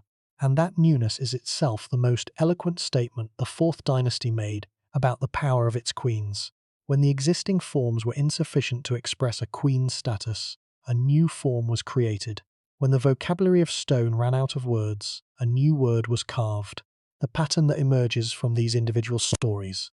Hetepheres, Merisank, Cameronebti, the anonymous woman in G3b, Henutsen, Kentkaus, is not one of simple neglect. It is something more complex and more troubling. The queens of Giza were given enormous resources during their lifetimes and at their deaths. Their pyramids, even the smallest, represented years of labour by skilled workers. Their burial equipment, where it has survived, is of the highest quality. Their tombs were sealed with care and ingenuity, and yet, within a remarkably short time, a few centuries at most, almost everything about them was lost. Their names faded, their mummies disappeared, their mortuary cults collapsed. The institutions that were supposed to sustain their memories failed. This failure was not unique to queens. The king's mortuary cults at Giza also eventually ceased, but the kings retained their identities. Khufu, Khafre, and Menkaure were never forgotten. Their names appeared in king lists, in later inscriptions, in the writings of Greek historians. The queens, by contrast, dropped out of the record almost entirely. Hetepheres I's name survived because her son was the greatest builder in Egyptian history. Meritites III's name survived because her tomb happened to preserve its inscriptions. But queens like the woman in G3b, a royal woman buried in a royal pyramid with royal honours, are simply gone. Their names were lost when the last priest who knew them died or moved on. Their identities were lost when the last stela that bore their names was buried by sand or broken by time. And it gets stranger, because the loss of the queen's identities did not result in the loss of their monuments. The pyramids continued to stand. The tombs continued to exist. And later Egyptians, people who lived 1,000, 2,000, 3,000 years after the 4th dynasty, continued to interact with these structures without knowing who they were for. The Isis temple at Henutsen's pyramid is the clearest example, but it is not the only one. Throughout the Giza necropolis, later burials were inserted into earlier tombs. Later chapels were built against earlier walls. Later priests served cults that had been transformed beyond recognition from their original form. The sacred landscape of Giza was alive. It was used, reused, modified, adapted. But the original narrative that had governed its creation was gone. The plot had been lost. Only the stage set remained. Think of it this way. Imagine a cathedral, a great medieval cathedral, still standing 1,000 years from now. The building is intact. The stained glass is preserved. The stone carvings are still sharp. But every record of who built it, who was buried in its crypt, who the saints in the windows represent, all of that is gone. Visitors enter the cathedral and feel its grandeur. They see the art, they admire the architecture, but they cannot name a single person associated with it. That is the condition of the Queen's pyramids at Giza. The grandeur is intact, the identity is gone, and the archaeology itself, the science that was supposed to recover these identities, has its own limitations. Reisner's excavations, brilliant as they were, took place in the 1920s and 30s, before carbon dating, before advanced DNA analysis, before muon tomography, before ground-penetrating radar. His methods were the best available at the time, but his primary tool was the notebook, not the laboratory. The bones of the anonymous woman in G3b were noted and recorded, but never subjected to the kind of analysis that modern forensic anthropology could provide. Were they even examined with modern techniques, they might reveal the woman's age at death, her diet, her general health, even her familial relationship to other royal mummies.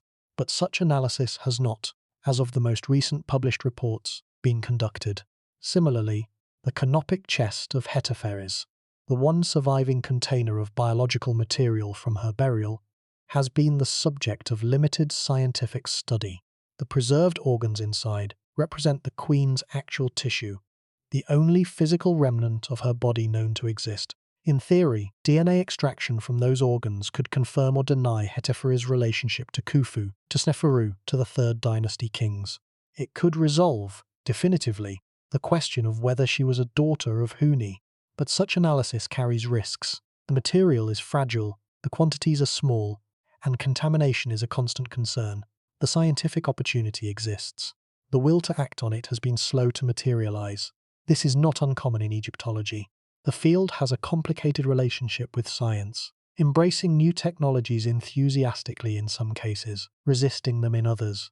The Giza Plateau Mapping Project, led by Lena, has used satellite imagery, GPS mapping, and ground-penetrating radar to revolutionize our understanding of the workers' village and the construction techniques of the pyramids.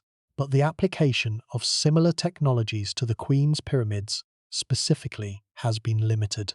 No comprehensive internal survey of the Queen's pyramids using modern scanning techniques has been published.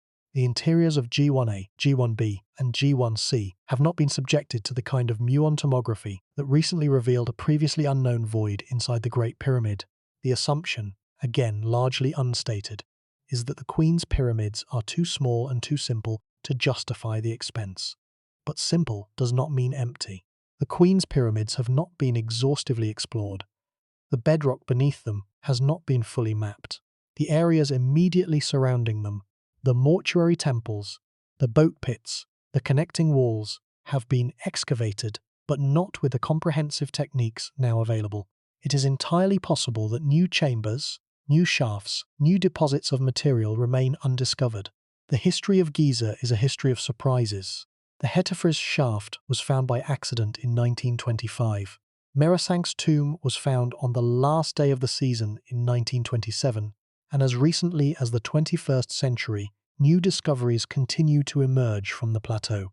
The Queen's pyramids may yet have secrets to reveal, but they will only reveal them if someone looks. The broader question, the one that connects all 9 Queen's pyramids and the tomb of Khufu, is what these monuments collectively tell us about the status of women in the 4th dynasty. And the answer is more nuanced than either extreme would suggest. The Queens of Giza were not powerless ornaments.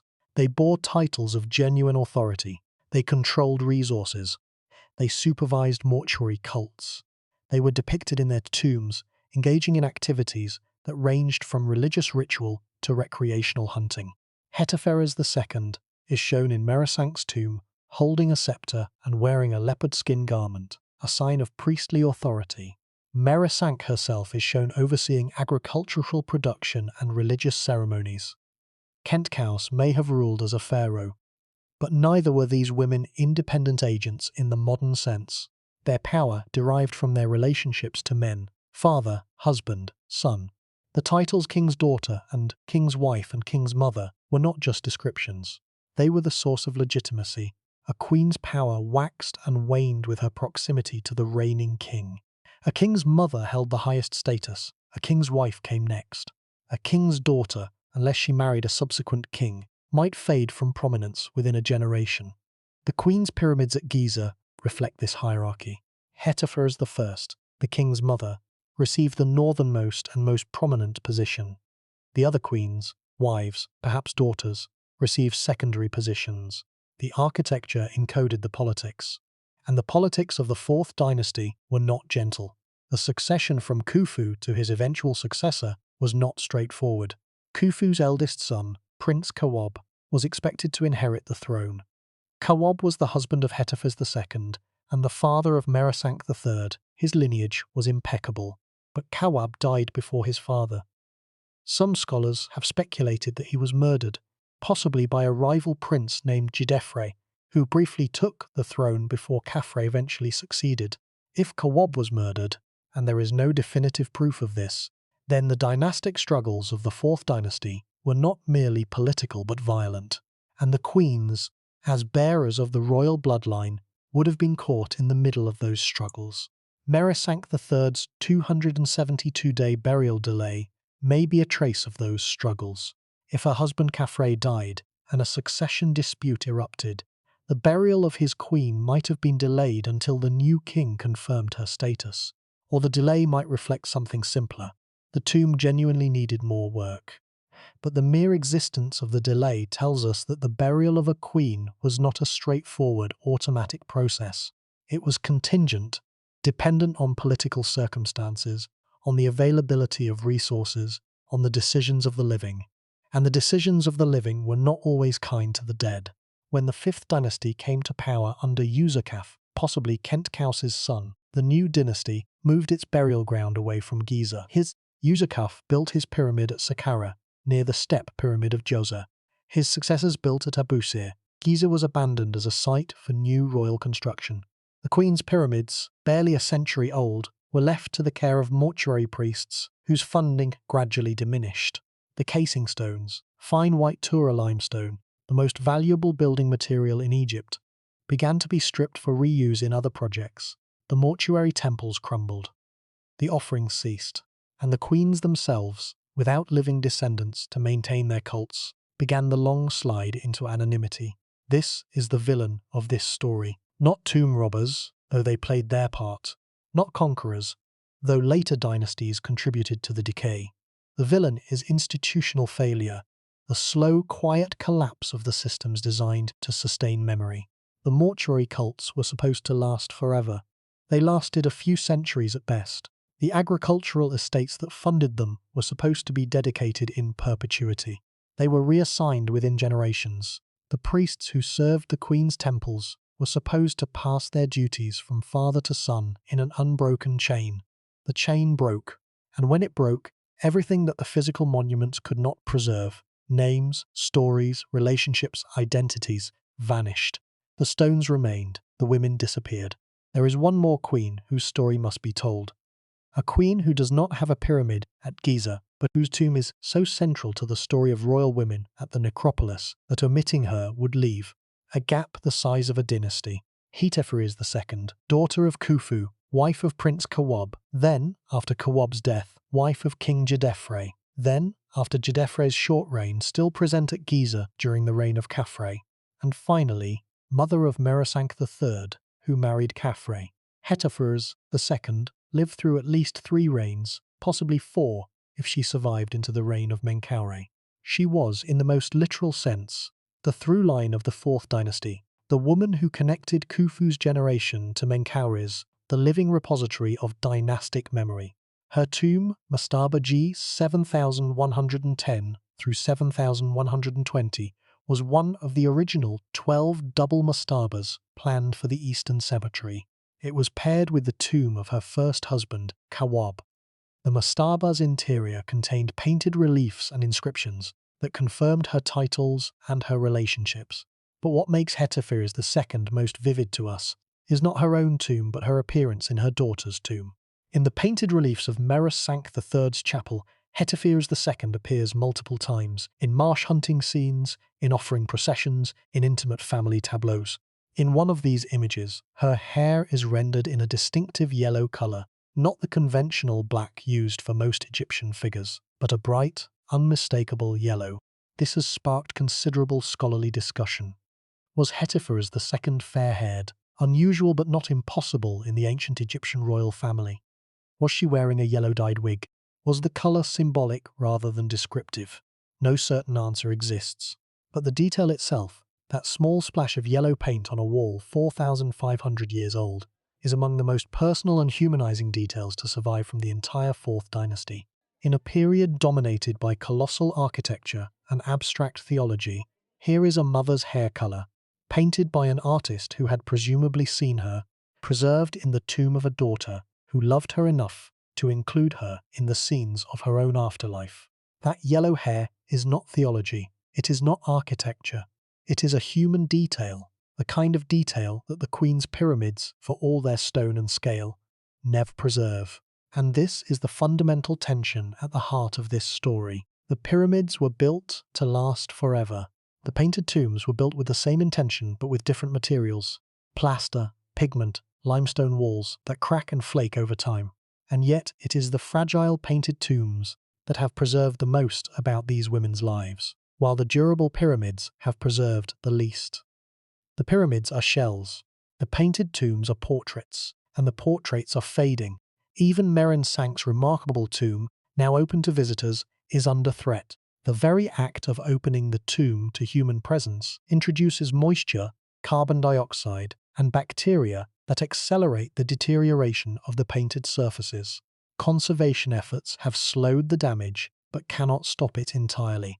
The reliefs that Reisner first saw in 1927, pristine after 45 centuries of sealed isolation, are now exposed to the conditions that will, eventually, destroy them. The clock is running. The same sand and silence that preserve the paintings for millennia cannot protect them from the consequences of being found. The Digital Giza project at Harvard has responded to this urgency by creating high-resolution, 3-dimensional scans and photographic archives of the key tombs in the Eastern Cemetery, including Meritites. These digital records, available online, accessible to scholars and the public worldwide, represent a new kind of preservation. If the physical paintings eventually deteriorate beyond recognition, the digital copies will survive. In a sense, the project is doing for the Queens of Giza what the original artist attempted to do with paint and stone, creating a record intended to outlast its medium.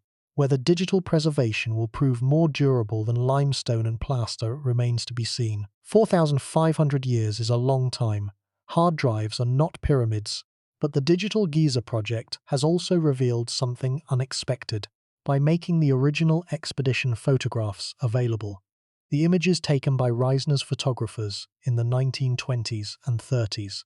The project has shown how much has been lost even in the century since excavation.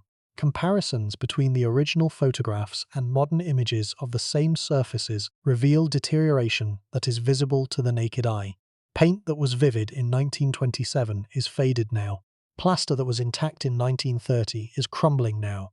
The documentation of the Queen's tombs is itself becoming a historical document, a record not just of what the Fourth Dynasty created, but of what the 20th and 21st centuries are failing to preserve. And that failure is perhaps the most uncomfortable lesson the Queen's pyramids have to teach us.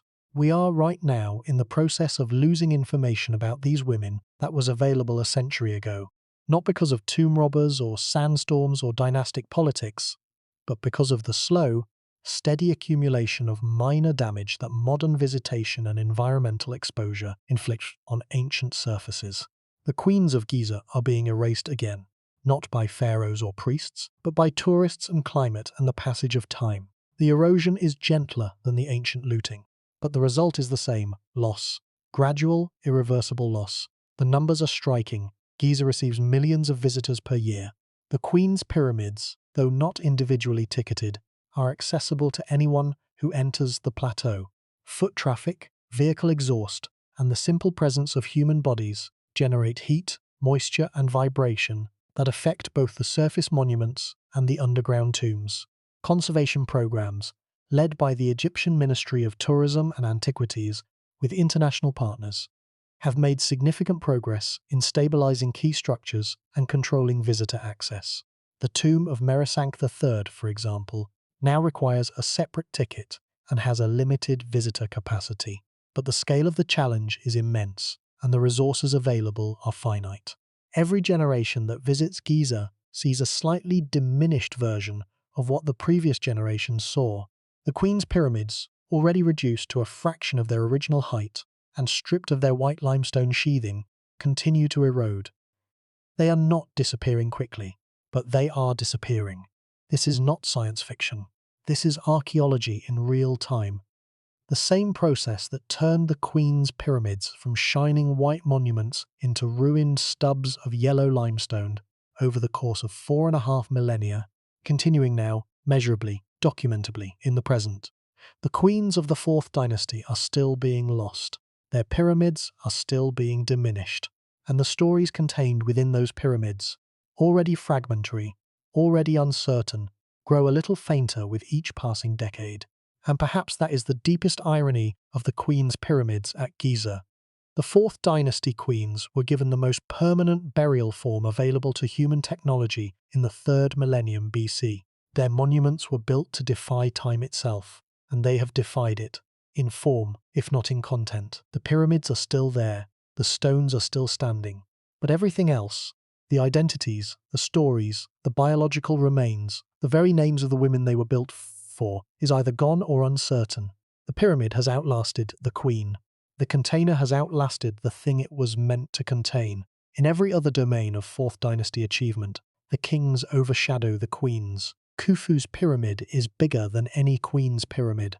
Khafre's Sphinx is the most famous monument on the plateau.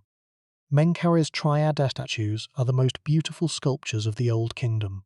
But in this one domain, the domain of mystery, of unanswered questions, of the gap between what was built and what was lost, the queens surpass the kings.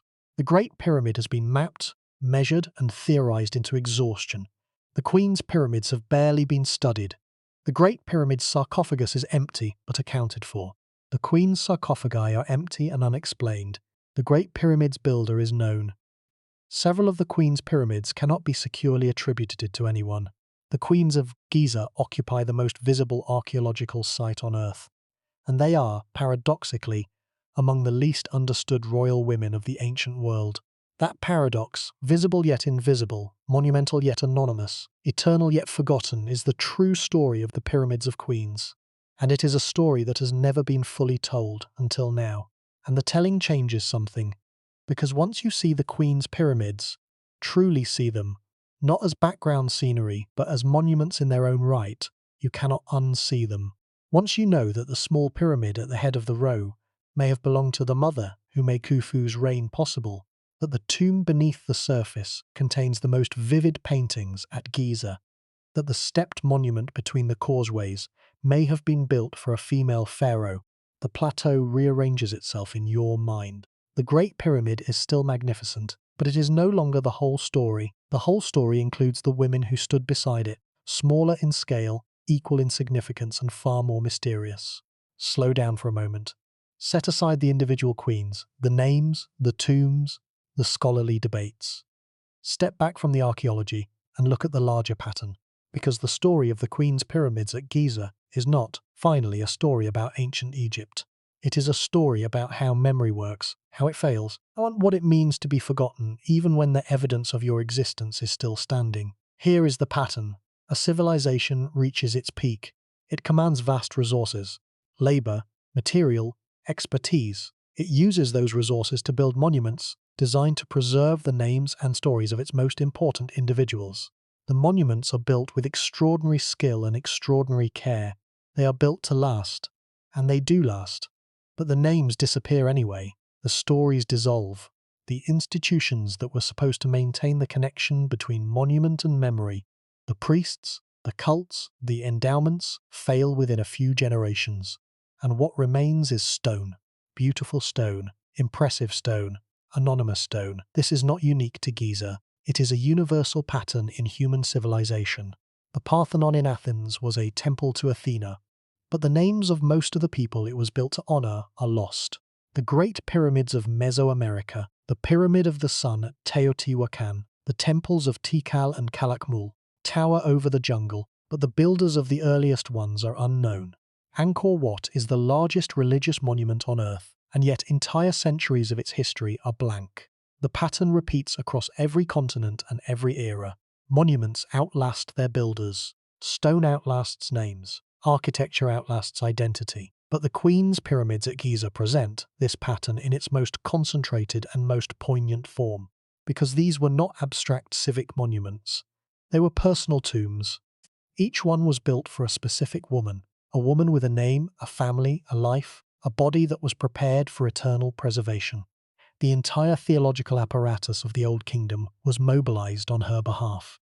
And it was not enough. 4,500 years erased her anyway.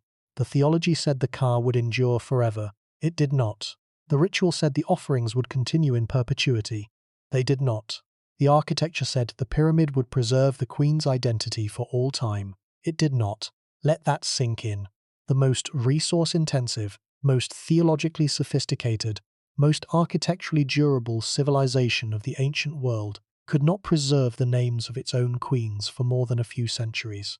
If that system failed, what system could possibly succeed? And this is where the Queen's Pyramids become a mirror, because we, our civilization, our era, are making our own bets against time. We store our memories in digital formats that become obsolete within decades. We build our monuments from concrete and steel that have not been tested against millennia. We assume that the internet will preserve our names, our images, our stories. But the internet is not a pyramid. A server farm is not a tomb built into bedrock. The infrastructure that supports our digital memory is dependent on continuous electricity, continuous maintenance, continuous institutional support. Remove any one of those and the digital record collapses, not in centuries, in years, in months. Imagine if every server on Earth went offline simultaneously.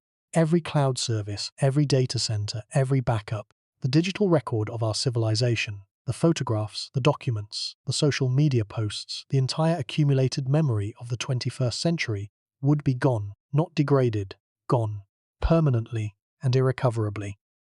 The Queen's Pyramids have lost their names, but they still stand. They still contain physical spaces that can be entered and examined. They still yield information to archaeologists who dig carefully enough. Our digital monuments would leave nothing. The servers would be inert boxes. The data would be meaningless noise. This is not science fiction. This is a comparison of durabilities. The Queen's pyramids at Giza, despite everything they have lost, have preserved information for 4,500 years. Can we say the same about any format we currently use to store information? The oldest digital files in common use are perhaps 40 or 50 years old. The oldest magnetic tapes are decaying. The oldest optical discs are delaminating. The oldest hard drives are failing. Every digital medium we have invented so far has a demonstrated lifespan shorter than a single human life.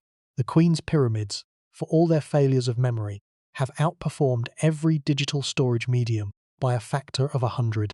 And the organic remains, the mummies, the canopic jars, the biological material that represents the most intimate record of these women's lives, are subject to their own fragilities.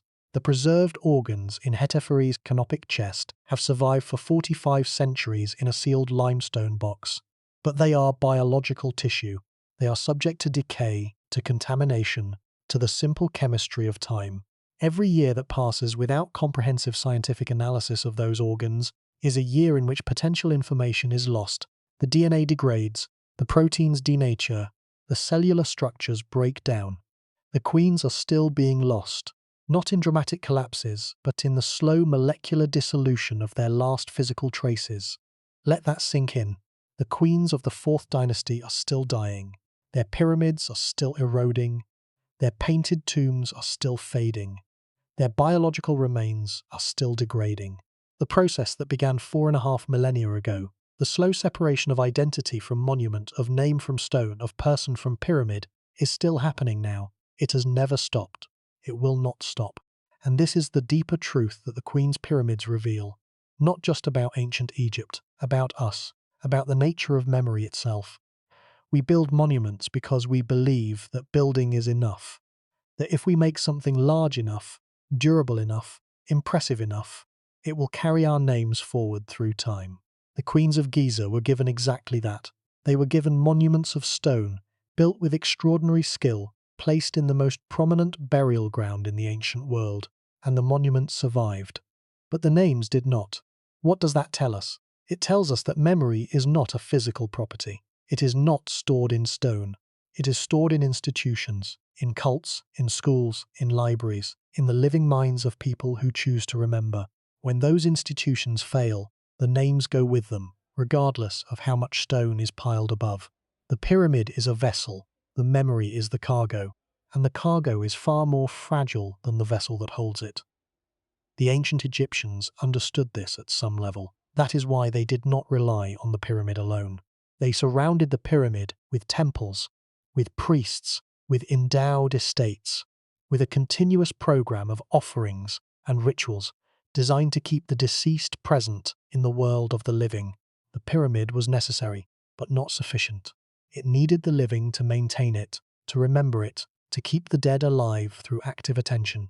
When the attention stopped, when the priests moved on, when the estates were reassigned, when the rituals ceased, the pyramid became what it is today, a monument to someone, but not to anyone in particular. The Queens of Giza are the proof of this principle. Their pyramids are the most enduring physical objects they possessed. Their names were the most fragile.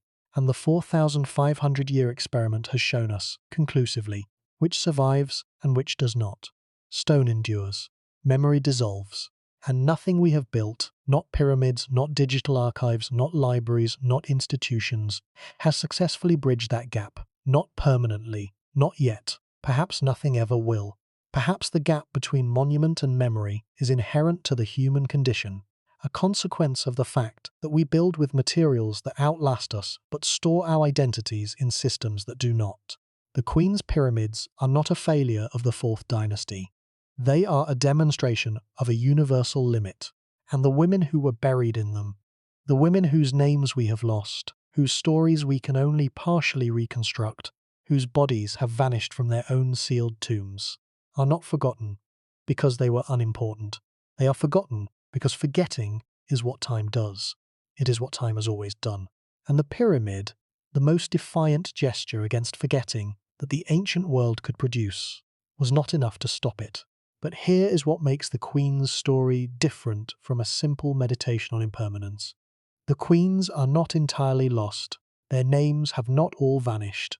Their stories have not all been erased.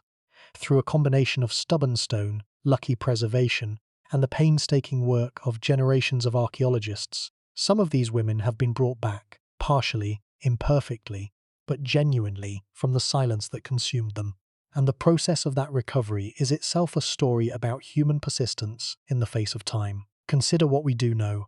We know that Hetepheres I was Khufu's mother, and that her burial equipment included some of the finest gold and silver work of the Old Kingdom.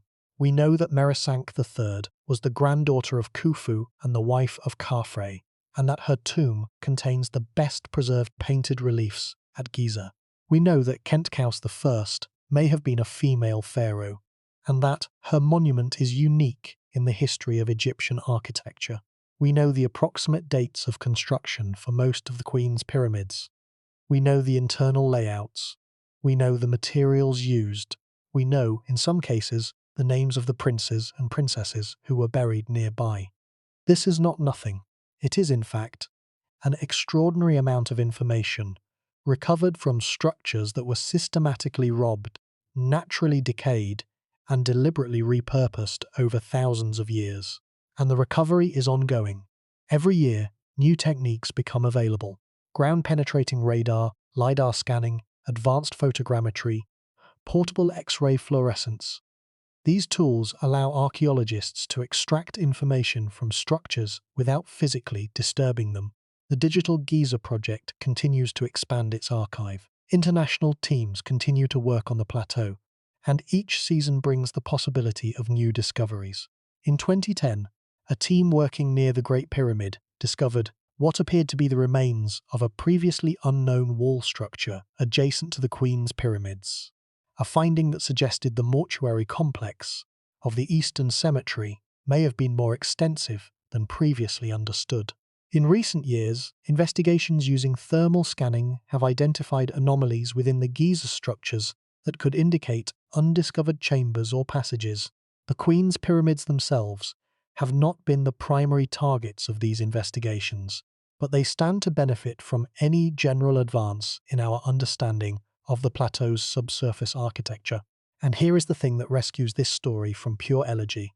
The women of the Fourth Dynasty are not gone, not completely.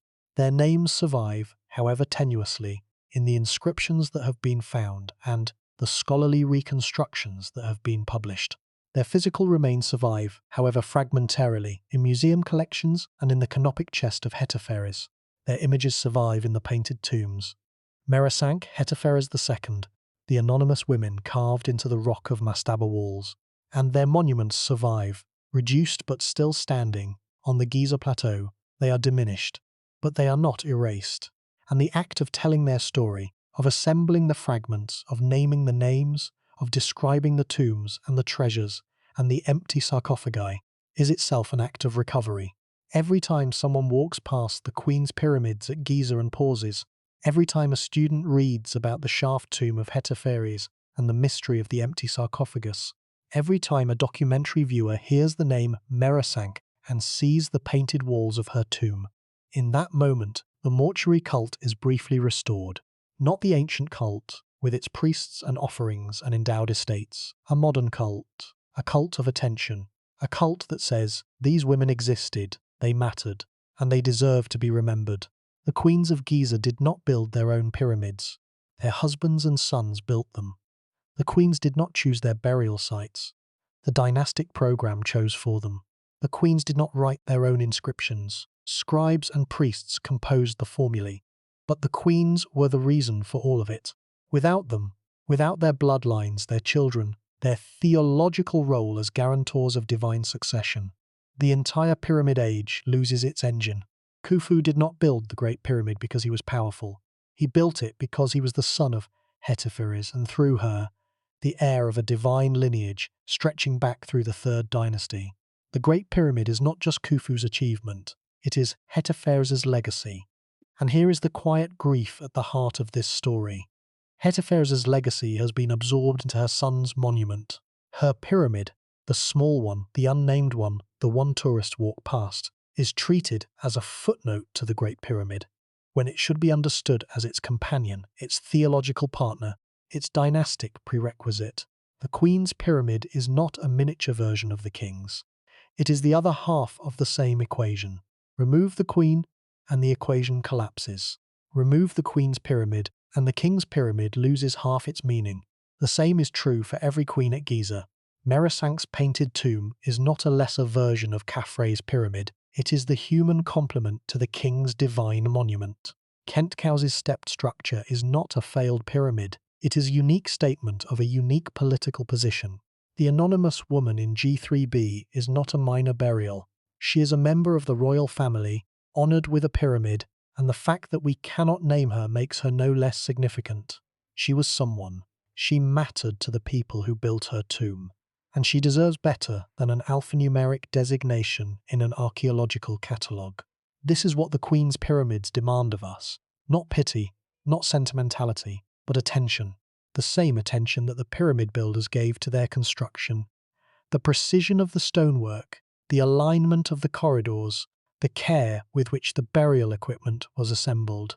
That level of attention, directed now at the task of understanding who these women were and what their monuments mean, is the only thing that can compensate for the 4.5 millennia of forgetting that has intervened. The queens are not asking to be mourned, they are asking to be seen. And the pyramids, small, stripped, overshadowed, anonymous, are still pointing the way. And they point toward a realization that extends far beyond Egyptology. The queens of Giza demonstrate something that no amount of modern technology has changed, that the survival of human identity after death depends not on the durability of the tomb, but on the durability of the community that remembers the person inside it. A pyramid can stand for 100 centuries. A name requires only one person to forget it for it to be lost. This is why the painted reliefs in Merisanka's tomb are more valuable than the stone pyramids beside the Great Pyramid, not because paint is more durable than stone. Obviously, it is not. But because the paintings contain specific information, names, faces, relationships, scenes from life, that stone alone cannot convey. The pyramid says, someone important is buried here. The painting says, her name was Merisank, and she went hunting in the marshes with her mother, and her mother's hair was yellow. One of those statements survives the loss of all context, the other does not. We make the same mistake today that the Fourth Dynasty made. We invest in durable containers, hard drives, cloud servers, concrete buildings, and assume that the durability of the container guarantees the survival of the content. It does not. Content survives through use, through repetition, through the active choice of living people to engage with it. The moment that engagement stops, the content begins to die, even if the container endures. The Fourth Dynasty queens are not irretrievably lost. They are incompletely found, and the difference between those two conditions is the difference between despair and hope, between elegy and investigation, between a story about forgetting and a story about the long, patient, imperfect work of remembering.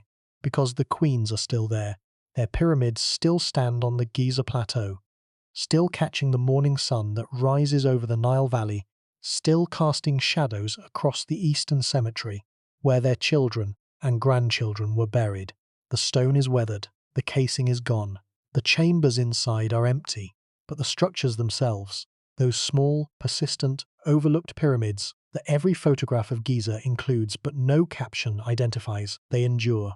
They have endured drought and earthquake, and the slow mechanical grinding of 4,500 years of wind and sand.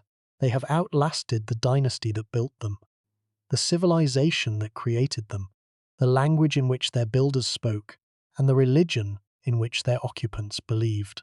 They are still there, and as long as they are there, the women they were built for are not entirely gone. Diminished, unnamed, uncertain, yes, but not gone.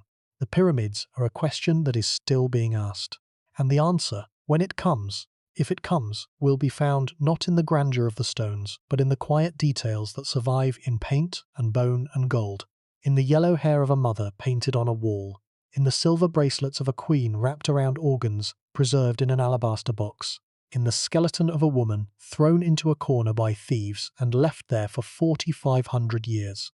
Those details are the memory. The pyramids are the frame. And the frame, for all its strength, has never been the point. Stand at the eastern edge of the Giza Plateau just after sunrise. Face west. The three Great Pyramids are before you. Khufu's to the right, massive and blunt-topped, its original capstone long gone. Khafre's in the center, still wearing a remnant of its white limestone cap, the only pyramid at Giza that retains any of its original casing at the summit. Menkaure is to the left, smaller, with the dark scar of its granite facing running partway up the lower courses. These are the monuments the world knows. These are the shapes that define the word pyramid in the collective imagination. Now lower your gaze. Just below the eastern face of the Great Pyramid, slightly to the right, three smaller forms rise from the bedrock, muted, degraded, stripped of their white casing. They are roughly 1/5 the height of the Great Pyramid. They look like foothills beside a mountain. And farther south along the southern face of Menkaure's pyramid, three more small forms, even smaller, even more degraded, two of them with the stepped profile of unfinished construction. And between the causeways of Khafre and Menkaure, a low, rectangular, two-tiered structure that does not look like a pyramid at all, the tomb of Kentkaus, the so-called fourth pyramid.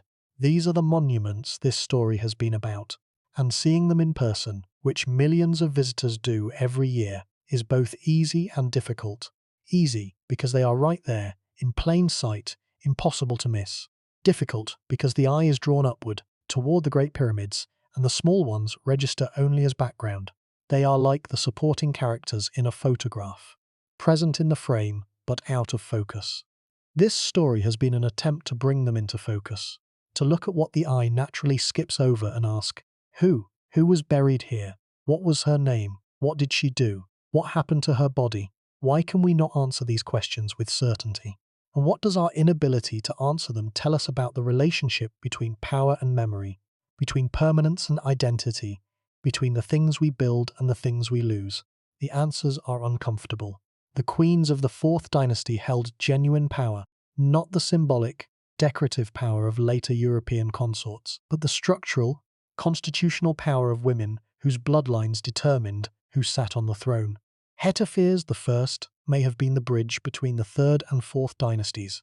Kentkaus I may have been a pharaoh in her own right. Meritites III connected 3 generations of kings through her family relationships. These were women whose existence was essential to the functioning of the state, and yet the state, within a few centuries, forgot them. The implications extend beyond ancient Egypt. Every civilization in history has had its queens, its women of power, its dynastic connectors, its mothers and wives and daughters, whose roles were essential to the continuity of the political order, and every civilization in history has systematically undervalued those roles in its official memory. The chronicles remember the kings, the generals, the builders. The queens are footnotes. The mothers are afterthoughts. The daughters are anonymous. The pattern is not Egyptian, it is human. And the Queen's Pyramids at Giza, the oldest surviving monuments to women of power in the world, are the earliest and most dramatic evidence of that pattern. But there is another implication, one that cuts even deeper. The Queen's Pyramids demonstrate that physical monumentality is not by itself a guarantee of remembrance. We assume, instinctively, culturally, almost reflexively, that big things are remembered and small things are forgotten. The Queen's Pyramids invert that assumption. They are big. They are made of stone. They have stood for 4.5 millennia, and they have been forgotten, not destroyed, not dismantled, but forgotten, still standing and still unknown. The monument survived. The memory did not. This challenges one of the deepest assumptions of our own civilization. The assumption that if we build it strong enough, it will last. That if we archive it thoroughly enough, it will be remembered. That if we digitize it comprehensively enough, it will survive. The Queen's Pyramids suggest otherwise. They suggest that survival is not a function of durability but of attention, of the ongoing, active, never-finished work of caring about something enough to keep its name alive. The priests of the Queen's mortuary cults were doing that work. When they stopped, the forgetting began. The stone kept standing. The names kept fading, and nothing, not the quality of the construction, not the precision of the alignment, not the beauty of the gold-sheathed furniture buried 27 meters underground, was enough to compensate for the loss of living attention. We are the living attention now, the archaeologists who dig at Giza, the scholars who debate the attributions, the conservators who stabilize the painted surfaces, the documentary makers who tell the stories, the viewers who watch at 2 in the morning and wonder about the empty sarcophagus. We are the cult, not the ancient kind, with its rituals and endowments, the modern kind, with its cameras and databases and narratives. And the question is whether our cult will outlast the ancient one. The ancient cult lasted a few centuries. The modern one, the one that began with Reisner in 1902 and continues with the Digital Giza project today, has lasted barely more than a century. It has produced extraordinary results. It has recovered names that were lost for thousands of years. It has brought the queens of Giza back, partially and imperfectly, from the silence. But it is young, and its future is not guaranteed. Funding fluctuates, political circumstances change, archaeological priorities shift. The attention that sustains the modern cult of the Queen's Pyramids is no more permanent than the attention that sustained the ancient one. The lesson, then, is not despair, it is vigilance. The Queen's Pyramids teach us that memory is not a gift of the past to the future. It is a choice made by the present. Every generation must choose what it remembers and what it allows to be forgotten. The Fourth Dynasty chose to remember its queens, briefly, inadequately, and then not at all. The question, for us, is whether we will do better. Whether we will sustain the attention that Reisner began. Whether we will continue the work of naming the unnamed, of telling the untold, of seeing the unseen. The pyramids do not answer this question, they only ask it. They stand on the plateau, small and stripped and patient, and they wait. They have been waiting for 4,500 years. They are very good at waiting. The question is whether we are good enough at remembering. And there is reason for cautious hope. The 21st century has seen a transformation in how the queens of Giza are understood and presented. The tomb of Meritites III, once accessible only to scholars with excavation permits, is now open to the public. One of the few interior spaces at Giza where visitors can see original 4th Dynasty painted reliefs in their original context. The Egyptian Ministry of Tourism and Antiquities has invested in conservation and visitor management at the site. International partnerships have supported new documentation projects. The academic literature on Old Kingdom queens has expanded significantly in recent decades, with scholars like Vivian Calendar, Joyce Tildesley, and Cara Cooney producing work that places royal women at the centre of the dynastic narrative rather than at its margins. That narrative is changing, slowly, incompletely, but genuinely. When a visitor to Giza is told that the small pyramids beside the Great Pyramid belonged to the women who made the dynasty possible, that one of them may have belonged to the mother of the man who built the Great Pyramid, and that her sealed tomb was found to contain the most beautiful royal furniture of the Old Kingdom, but no body.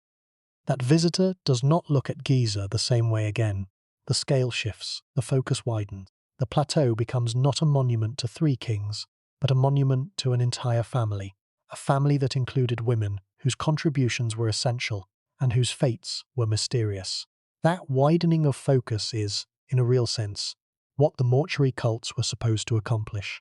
The cults were designed to keep the deceased present in the consciousness of the living, to ensure that the dead queen's name was spoken, her image contemplated, her existence acknowledged.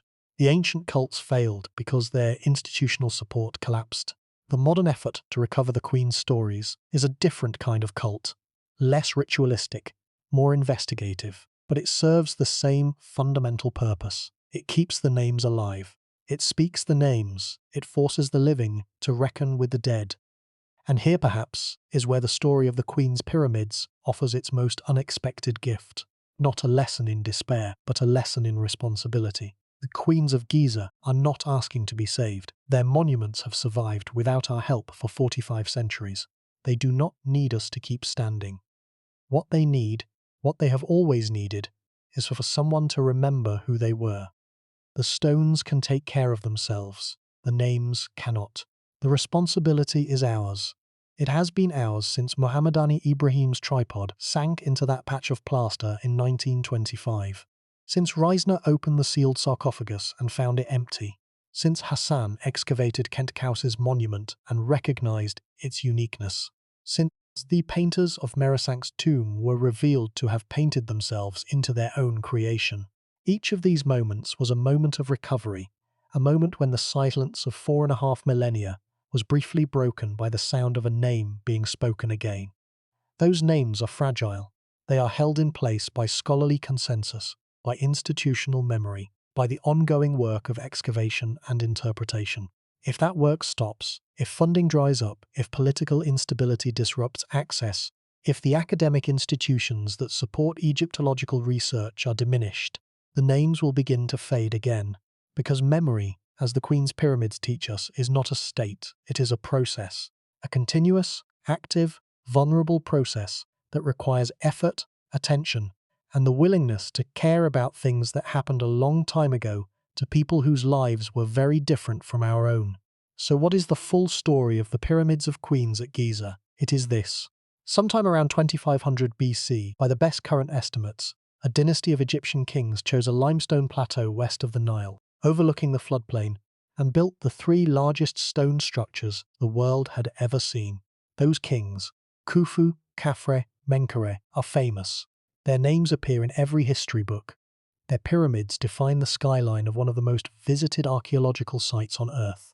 But beside those 3 great pyramids, the same dynasty built at least 9 smaller pyramids and 1 extraordinary stepped monument. These structures were built for the women of the royal family. The mothers, the wives, the daughters whose bloodlines legitimized the king's rule, and whose theological role in the afterlife was considered essential to the king's eternal survival. These women bore titles of genuine authority. They commanded resources. They were depicted in their tombs with the same care and artistry that the kings received, and their monuments were constructed by the same workers, using the same materials, with the same theological purpose as the Great Pyramids themselves. And then, within a few centuries, almost everything about these women was forgotten. Their mortuary cults failed, their names faded from the record, their mummies disappeared, stolen by robbers, lost in reburials, or simply dissolved by time. Their sarcophagi were found empty. Their pyramids were stripped of their fine white casing and reduced to rough limestone cores. Their identities became the subject of scholarly debate, assigned, reassigned, and disputed across more than a century of archaeological investigation. Today, the Queen's Pyramids at Giza are among the least studied and most overlooked monuments in one of the most thoroughly documented archaeological sites in the world. They appear in every tourist's photograph. They are mentioned in every guidebook, but they are rarely examined in their own right as monuments with their own stories, their own mysteries, and their own significance. They are treated as footnotes to the Great Pyramid when they should be understood as the Great Pyramid's essential companions, the theological other half of a funerary program that makes no sense without them. The story of the Queens of Giza is not a story about small pyramids. It is a story about what happens when the most powerful women of an era are given the most durable monuments their civilization can produce, and those monuments are not enough to save their names. It is a story about the difference between survival and memory, about structures that endure and identities that dissolve, about stone that lasts and meaning that does not. It is a story about the fragility of everything we think is permanent, and it is a story that is still unfolding. The Queen's Pyramids have not given up all their secrets. The bedrock beneath them has not been fully explored. The canopic chest of Hetepheres has not been subjected to comprehensive modern analysis. The debate over Kentkaus's title, King or Mother of Kings, has not been resolved. New technologies, new excavation seasons, new scholars with new questions may yet recover what 4.5 millennia of forgetting have obscured. But even if every question were answered tomorrow, even if we identified every queen, recovered every mummy, deciphered every inscription, the fundamental lesson of the Queen's Pyramids would remain unchanged. The lesson is this: memory is not a property of stone, it is a practice of the living. and when the living stop practicing it, the stone falls silent. Hetepheres I, Meritites, Henutsen, Merisank III, Kameranebti II, the anonymous young woman in Pyramid G3b, Kent Cows I. These are the queens of Giza. Their pyramids still stand.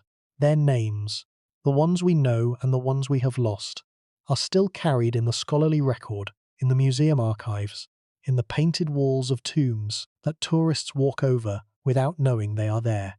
They are the forgotten half of the most famous archaeological site on Earth. And this has been their story.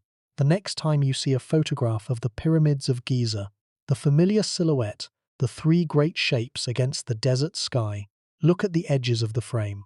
Look at the small shapes beside the large ones. Those are not hills. Those are not rubble. Those are pyramids.